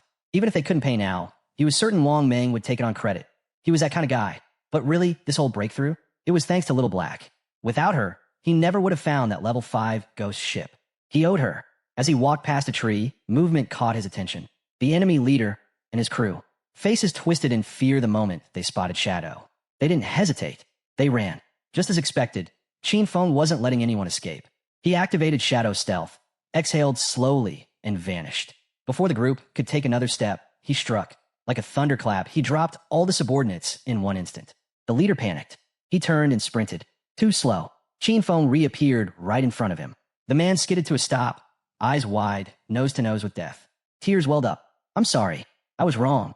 Please let me go. I've only got less than a year of lifespan left." But Shinfeng stared coldly. "Did you think about your own life when you were out there hunting others?" Without another word, he threw a poison dart. The leader dropped, writhing in agony. Shinfeng turned and walked away. A new status appeared, Killer. He had entered the first layer. If he died now, he'd lose 75% of his current lifespan. Still, he remained calm. With the ghost fire bell, even if he slipped up and died once, he wouldn't lose a thing. Back in Shell Town, all eyes were on him. Whispers spread. People had heard the system alert. He was the one who'd killed the gold tier boss. But he wasn't wearing any gear. Some suspected he'd exploited a bug. Others simply didn't know what to believe. As he strolled through the crowd, a man stepped forward. "Wait, please." Shinfeng paused. The man smiled nervously, holding out a skill book. "We, accidentally bought this assassin skill. Please take it. No hard feelings, okay?" The system scanned it. Skill book, Impale. Common tier, Impale. A single target skill. On hit, it added plus 20 attack and stunned the target for 2 seconds. Cool down, 22 seconds. Shinfeng's eyes lit up. A control skill. He took the book without hesitation, nodding slightly before heading on his way. The man who gave it to him and his group turned back, walking in the opposite direction. But tension lingered. One of the men, seething, muttered to Xian Xiao, "We really had a hand over a skill book to that guy. Pathetic." Another nodded. "No one treats us like this." They weren't letting it go. That's when someone suggested rallying everyone they knew. "If we each spit once, we could drown him in it," he sneered. "No need to fear one guy." Xian Xiao's face turned cold. Shadow's leveling way too fast. He's doing it alone, so he must have a secret. His eyes narrowed. "We find him in real life. Kidnap him, get the truth, and make him farm lifespan for us." The others were stunned, but one of them grinned. "Genius." Xian Xiao smirked. "He doesn't sound local. Definitely not from our circle. Probably dirt poor." That sealed it. They'd sent a professional beauty to lure him in. Someone irresistible. A setup. Meanwhile, Shinfeng reunited with Little Black. He smiled and asked her to accept a trade. He had something to give her. Her eyes sparkled, but she gently corrected him. "I'm not Little Black. I'm Big Plum." He handed her a powerful skill sealed in a necklace. The moment she used it, flames erupted from her staff. Her damage soared. Even her mana regeneration had doubled. She was thrilled, thanking him sincerely. Shinfeng waved it off. "Just keep on my promise." Then he asked the space ring. Still smiling, she pulled it from her inventory and handed it over. "You can keep it," she said, cheeks flushed. Then, with a small laugh, she shared something unexpected. While running through the forest earlier, she'd stumbled on a hidden cave. Looked like the entrance to some ruins. Want to check it out? That caught his attention. First a ghost ship, now a ruin? This girl really was a walking Lucky Charm. And she had no reason to tell him, unless she truly meant to share the benefit. If he hadn't gifted her those 2 gold-grade items, she probably would have kept it to herself. With the new space ring, his inventory hit 27 slots. He asked where Wang Meng was, saying he'd swing by to sell the spare gear first, then check out the ruins. She held out her hand. Captain and the others went to train the new priest. They won't be back for a while. She opened her map, marked the location, and described the spot, behind some bushes, a flat stone slab. While escaping earlier, she had pushed it aside and slipped inside. She'd only taken a few steps inside when the screams started. Terrified, she bolted right back out. If she hadn't, they might have caught her. Hearing that, Qin Feng vanished on the spot. He wasn't waiting. He'd go check the ruins now and trade with Wang Meng later. Little Black blinked in confusion as he disappeared. Qin Feng left Shell Town and made his way into the forest. Originally, he planned to grind until level 10, but that was no longer necessary. With a ruin in play, the rewards beginner towns had 3 main ruin types: tombs, cursed ruins, and temples of faith. Didn't matter which one it was. Inside, there'd be mobs. Most were bronze tier, sometimes silver. For him, it was a gold mine of lifespan and evolution points. Following the map marker from Little Black, he soon reached the entrance. No hesitation. He stepped inside. Once again, the 3 ruin types flashed through his mind. Tombs packed with relentless monsters and often capped off with a gold boss. Cursed ruins, full of beings twisted by ancient and evil gods. Some had been human once. And temples, those were complex. Their walls covered in murals. Devotees of ancient deities filled the halls. At the very end, special items or rare skill books. As he walked, Qin Feng scanned the walls. Murals. He narrowed his eyes. A temple of faith. And these carvings, they looked familiar. Roars echoed through the corridor as he advanced. The symbols on the walls confirmed it. This was a temple of the ancient god of judgment. The same source as his Eye of Judgment. Elsewhere in the forest, Wang Meng and his party were locked in battle. He raised a shield, bracing against a monster's heavy assault. The impact rattled through his arms. Then, with terrifying speed, the beast lunged again. Its claws slammed into him, sending him flying. He crashed to the ground with a sickening thud. Seeing their captain injured, the archer panicked. Healer, heal now. Qin Feng's sister froze. Gripping her staff tightly, she stammered through tears. How do I do that? The monster moved in again. The swordsman barked a command. Use your skill now. But she dropped to her knees, shaking. Her staff clattered to the floor. She didn't cast. She cried. The monster didn't wait. With one more devastating attack, it wiped out the entire party. They were all instantly teleported back to Shell Town, furious and humiliated. Not far off, Little Black spotted them returning and waved with a smile. Back already? She teased. Shadow's still out. No point trying to buy gear yet. But the archer, boiling with rage, stepped forward. The archer jabbed a finger at Qin Feng's sister, his voice sharp and angry. I've never seen anyone this useless. You don't even know how to dodge, let alone use your skills. Xian Xiao's eyes welled up. She started to cry, completely overwhelmed. Little Black quickly stepped in front of her, frowning. Why are you being so harsh? She's new. It's her first time playing. Dying once is normal. But the archer, eyes blazing, snapped back. Move aside. I'm going to scold her until she logs off. The swordsman stepped forward and added, it wasn't just once. We died 3 times in under an hour. That hit Little Black like a shock. Her eyes widened. Then, with a soft smile, she pulled out the necklace Qin Feng had given her. I'll come with you guys, she said, her tone suddenly confident. The expert just gave me 2 amazing things. I'm way stronger now. Trust me, this time we won't die. Wang Meng raised his hand to stop the bickering. That's enough, he said. She's right. With her on the team, this could work. And who knows, maybe we'll get the chance to meet Shadow again. Xian Xiao stood quietly in the back, her face unreadable. Deep down, she was furious. These guys couldn't handle a basic fight, and now they're blaming her? Still, she forced a smile, bowed her head slightly, and muttered an apology. I'll try harder, but inside she was burning. If it weren't for their ties to Shadow, she wouldn't waste another second with any of them. Meanwhile, inside the temple, Qin Feng stepped into a large chamber, and something strange caught his eye. 2 monsters were kneeling before him. A system prompt appeared. Devout followers of the judged, level 10, silver tier. His eyes narrowed. Suspicion flickered across his face.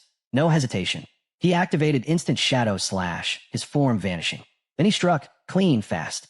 But when the dust settled, the damage was underwhelming. Even with stealth and backstab bonuses, they'd barely lost any health. Not surprising. These were level 10 silver bosses, and together, their health pool was even larger than the Golden Ghost ship. But something wasn't right. The monsters knelt again. Even stranger, he was still cloaked in stealth. They shouldn't have been able to see him. Could it be the Eye of Judgment? He wondered.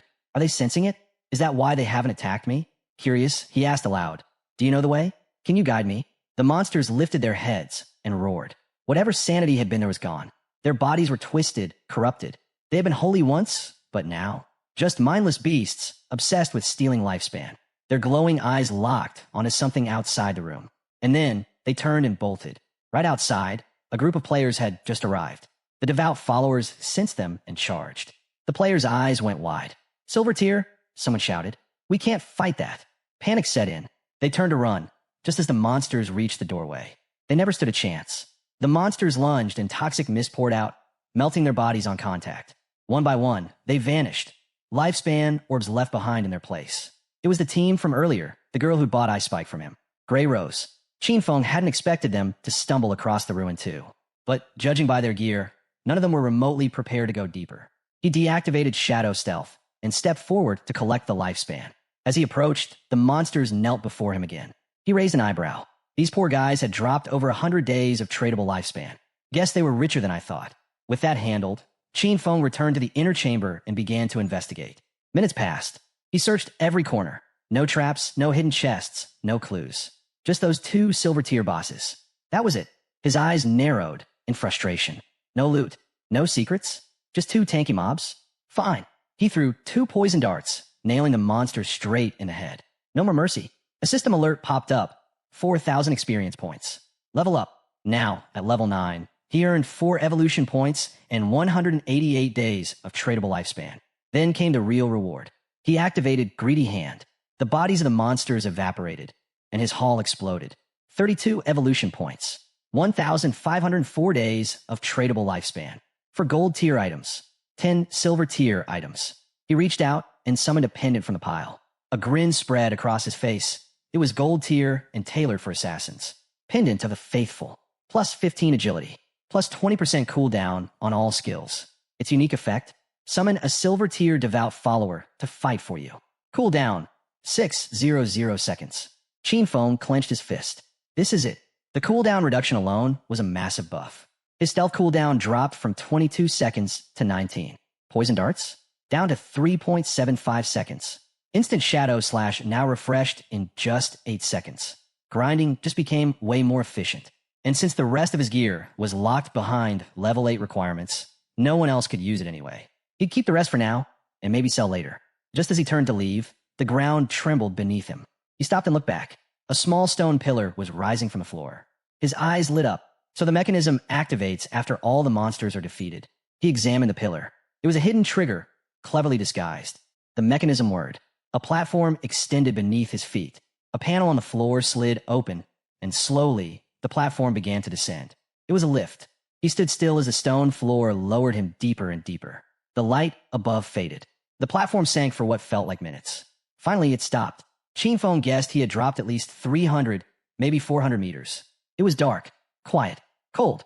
His gaze swept the area. He knew this place. He had heard of it before. A maze hidden beneath the temple. Not many players knew, but there was always a chance for a secret labyrinth to spawn under ruins. And in his past life, he'd explored plenty. He also knew exactly what came next. Traps, and lots of them.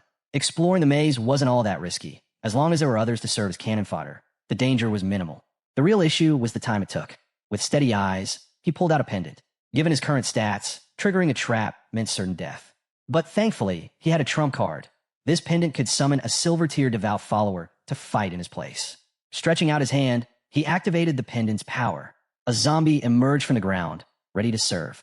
Pointing down the maze corridor, he gave a single order, scout ahead. The follower rose and shuffled into the hallway. Arms crossed, Qinfeng watched with satisfaction. Having a scout made navigating the place so much easier. Still, he wasn't careless. There was always the chance of something going wrong. Just to be safe, he decided to upgrade his dodge skill first. Spending 11 evolution points, he boosted Ghost Shadow Blur from Gold Tier to Epic. His passive dodge rate skyrocketed from 15% to 75%. And now, whenever the dodge triggered, it made him immune to all damage. 75% was already an insane number. With just enough points left, he turned his attention to instant shadow slash. Using 13 evolution points, he upgraded it from diamond to epic. The skill's range stretched out to 30 meters, and it now lasted 12 seconds. Instead of 7 slashes, he could now unleash 9, with a cooldown of just 8.8 seconds. The slash width expanded to 5 meters, and damage climbed from 300 to 400. Qinfeng's eyes lit up. Evolving from epic to legendary took 10 times the base evolution points. That's where things got interesting. The higher a skill's starting tier, the more cost-effective it was to evolve. For instance, if a skill began at epic tier, evolving it to legendary only required 1 base point. So 1 times 10 is equal to 10 points. That meant if he could get epic skills right from the start, he could push them to legendary, then mythical, ancient, even immortal tier with far fewer points overall. But starting from lower tier skills, that was a different story. A skill that began at normal tier had to be upgraded multiple times just to hit epic. By the time it reached the legendary stage, it would demand hundreds of points. Still, the takeaway was clear. He could now afford to make sure all his skills hit epic tier. With 11 evolution points left, he focused on his starter skill, Shadow Sneak. Spending 8 points, he upgraded it from silver to platinum. Its duration stretched from 16 seconds to 24, and the stealth-breaking attack damage jumped from 120 to 150. The cooldown dropped from 26 seconds to 22, thanks to his 35% cooldown reduction attribute. The final cooldown came down to 16.3 seconds. Even so, that was still a bit long, and the damage felt underwhelming. He made a mental note. This skill would need to be replaced later. As they moved deeper into the hallway, the devout follower continued to lead the way.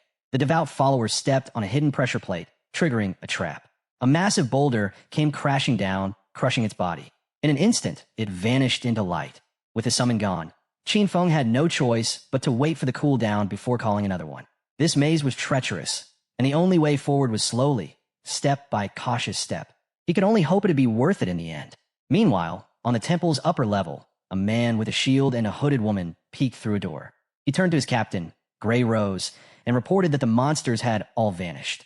Grey Rose raised an eyebrow. That was unexpected. They entered the room. That's when Grey Rose noticed something else was gone too. The monsters' lifespans had disappeared. Someone had killed them and taken their life energy. But who? The man guessed it could only be one person, Shadow.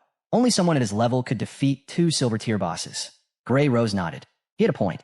At least they wouldn't have to die again. Then she paused, hand on her chin, deep in thought. She remembered. On the way here, they'd seen someone who looked like he was talking to the monsters. Was it Shadow? Did he have a skill that let him control bosses? If that were true, then his power was beyond terrifying. Back on the second floor, Qinfeng's newly summoned follower met the same fate, crushed by another trap. Ahead of him stretched a long path ending at a door. He'd been navigating this maze for 3 hours now, judging by his past life memories. Reaching this point usually cost hundreds of lives. That meant he was close. Using the pendant again, he summoned another devout follower.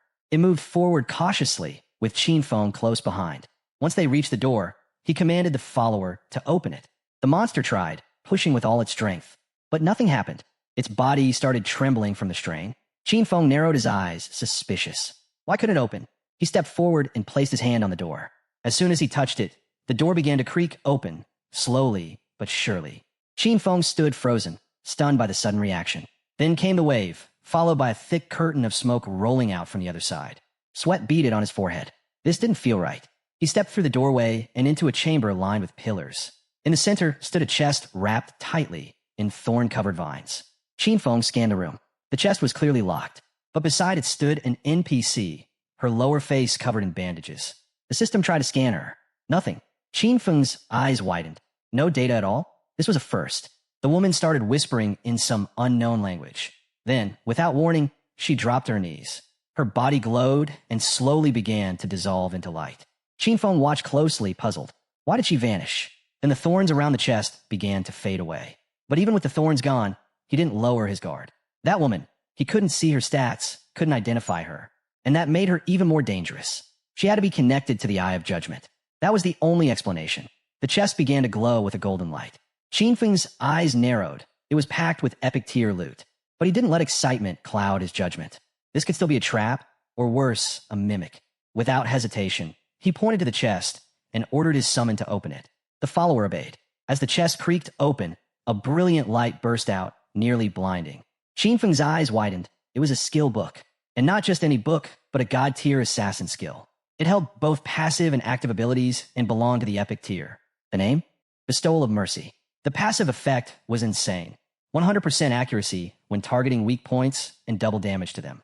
The active skill was even more outrageous, Slit Throat.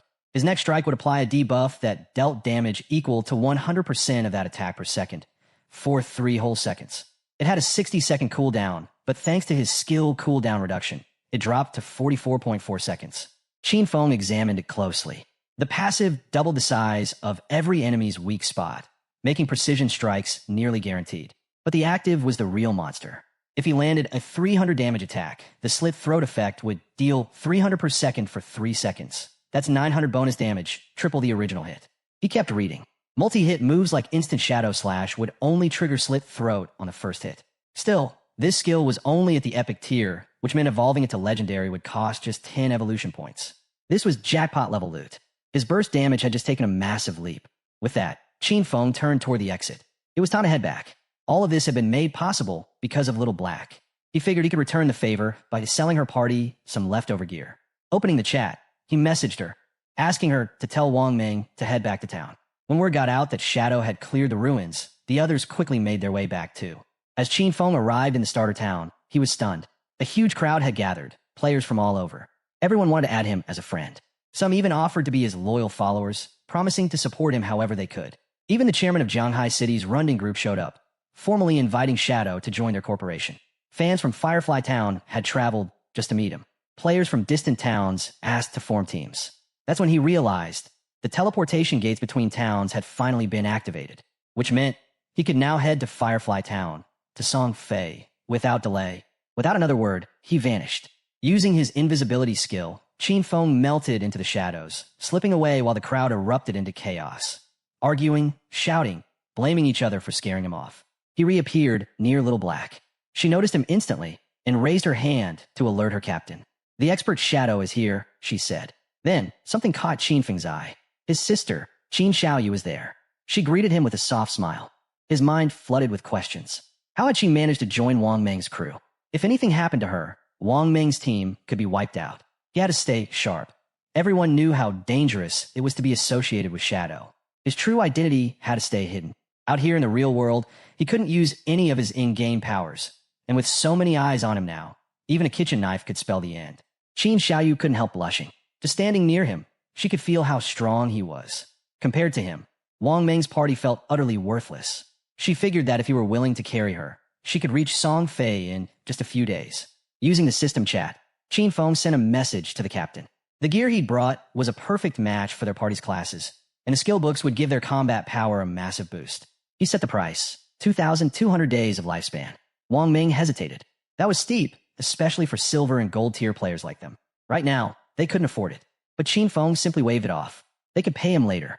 Grateful, Wang Ming bowed his head. He didn't know how to repay Qin Feng's kindness, but promised that if he ever needed help, all he had to do was ask. The party's swordsman couldn't stop grinning as he equipped a gleaming golden helmet. He couldn't believe he was wearing gold tier gear already. Wang Ming himself equipped a gold tier skill and instantly saw his DPS triple. Tears welled up in his eyes. Shadow even let them buy on credit. It meant he trusted them. Wang Ming checked his inventory, looking for items suited to priests, but found nothing. Qin Xiaoyu looked confused. The party's archer was fuming. She was only around to leech XP, and now she had nothing to show for it. Qin Xiaoyu walked over to Qin Feng and introduced herself as the party's priest. She asked if he had any items for her class. Just then, a system message popped up. Player Little Graceful wants to add you as a friend. Qin Feng's expression turned ice cold. He stared at Qin Xiaoyu for a moment and vanished into thin air. Qin Xiaoyu froze, stunned. "Where did Shadow go?" she asked, her voice uncertain. Wang Ming tried to reassure her. Maybe he just didn't get any priest drops this time. Next time might be different. But the archer wasn't so kind. She said what everyone else was thinking. Shadow had deliberately ignored Qin Xiaoyu for Little Black. Qin Feng really did move like a shadow, appearing and disappearing like a dragon. As he slipped away, he knew exactly what he had in his inventory. A gold tier pre-staff and a gold tier pre-skill book. But there was no way he was giving them to Qin Xiaoyu. As he progressed, his bag would only get more packed with high-tier gear. Selling individual pieces one by one was a waste of time. That's why Wang Ming's connection to the authorities was perfect.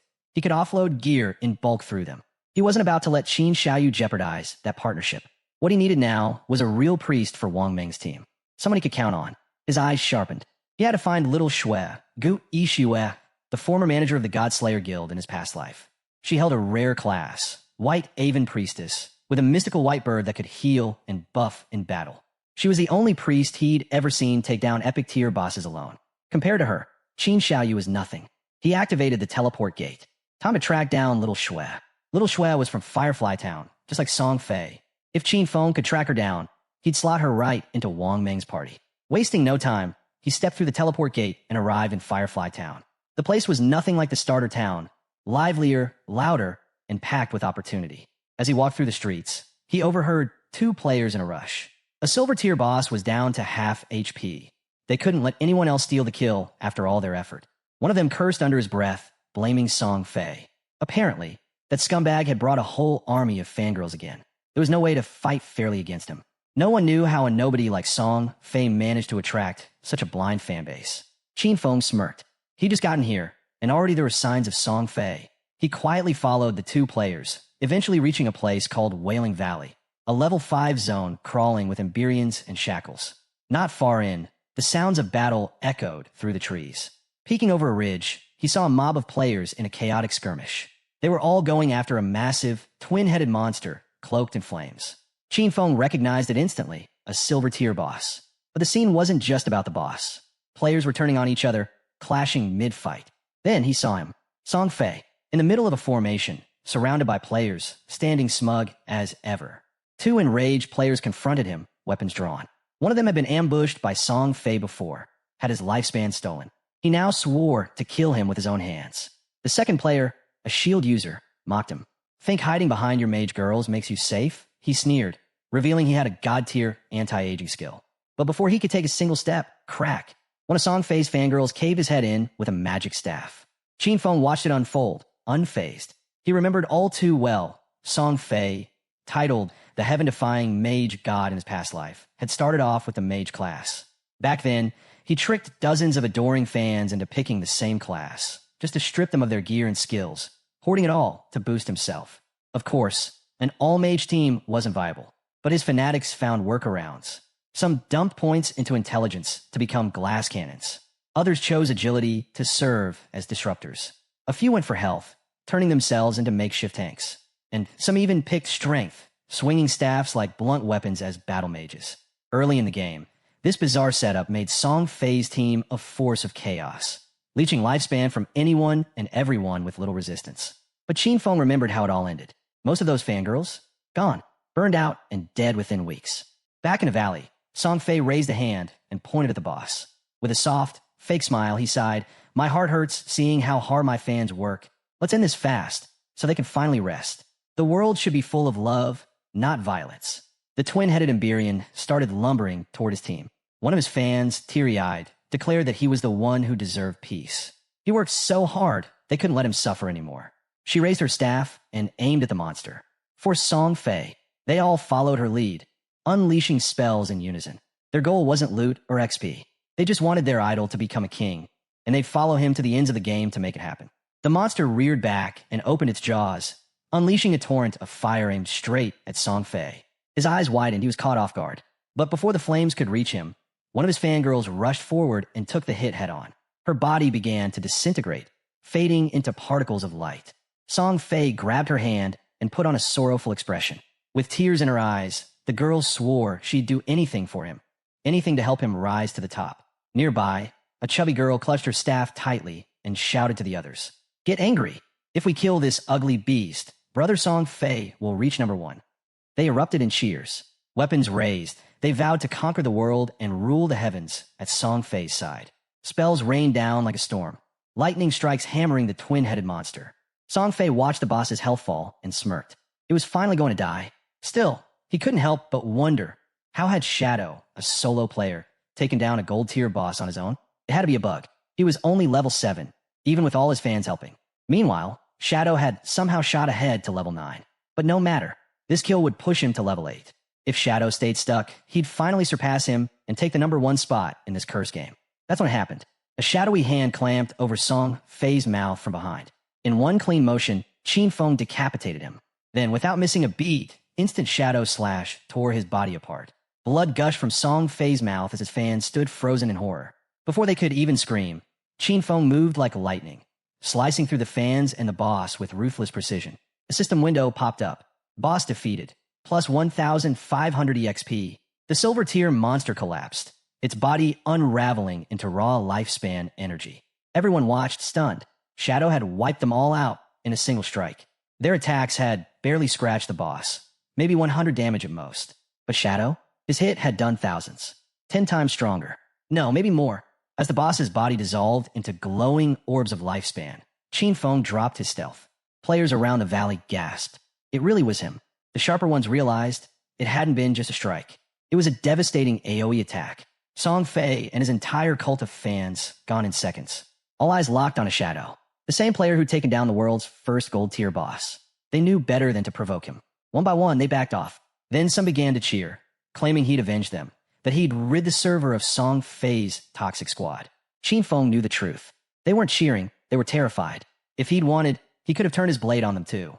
In his past life, he wouldn't have hesitated. Elsewhere, in Firefly Town, Song Fay respawned and immediately collapsed in a panic. System notification. You were killed by Shadow. Minus 1,106 days of tradable lifespan. Minus 18 years, 113 days of non-tradable lifespan. He stared in disbelief. Shadow was here, in Firefly Town. Of all the hundreds of starter towns across the game, of all the towns in Zhanghai City, Shadow had come to his just to steal the kill. As Song Fay's fans respawned one after another, confusion filled the air. The chubby girl stared blankly. Song Fay had died too? One of the others was furious. Why did Shadow attack us? Another speculated that he just wanted the silver tier boss for himself. According to them, Shadow was a coward for striking while Song Fay was distracted. That made him evil. Just then, an archer nervously approached Song Fay. Can I join your party? She asked, revealing that she had the eagle eye skill. She could detect invisible enemies. But his fangirls shut her down immediately. He only wants mages, one snapped. The chubby girl chimed in, saying the archer's monster-killing speed was too slow. She'd only hold Song Fay back from climbing the rankings. But Song Fay held up his arms and smiled kindly. Even if you're an archer, you can still be part of the family, he said warmly. Love can fill everything. He gently took the archer's hand. I felt your emotions, he said. Let's level up together. The girl's face turned red as tears streamed down. She was overwhelmed just standing beside him. Then an assassin stepped forward, declaring she could also turn invisible, and vowed to make Shadow pay for what he'd done. A mage joined in, saying she'd just learned a new Yoi spell. She promised she'd free Shadow in place. Song Fay opened his arms again. Our family is full of love, he declared. Any girl who wants to join is welcome. The crowd of fangirls erupted in tears, swearing loyalty to Song Fay all over again. To them, Shadow was dishonorable for ambushing their beloved leader, and they would make him pay. Next time they saw Shadow, they promised they'd let Song Fay deal the final blow. He had to learn what happened to those who crossed Song Fay. Meanwhile, two nearby players watched the scene unfold. They didn't know what Song Fay planned next, but they were still satisfied knowing someone had taken him down. With so many girls guarding him, they had no idea how it had happened. But once they realized it was Shadow, it all made sense. He's insane, one whispered. But those girls? Totally nuts. Back at the battlefield, a smile crept across Song Fay's face. This time, he would make sure everyone saw it. When he took down Shadow in front of a crowd, he'd prove that being strong meant nothing if you fought alone, especially for a solo assassin. How could someone like Shadow possibly beat a glorious mage like him? At that very moment, Feng was still at the boss site, picking through the loot. With greedy hand, he scored big, 16 evolution points, 217 days of tradable lifespan, 6 silver tier items, and 1 golden tier piece. Without hesitation, he spent 10 of his 9 points to evolve Graceful Liberation. The upgrade was huge. The passive weak point correction doubled, going from 100% to 200%.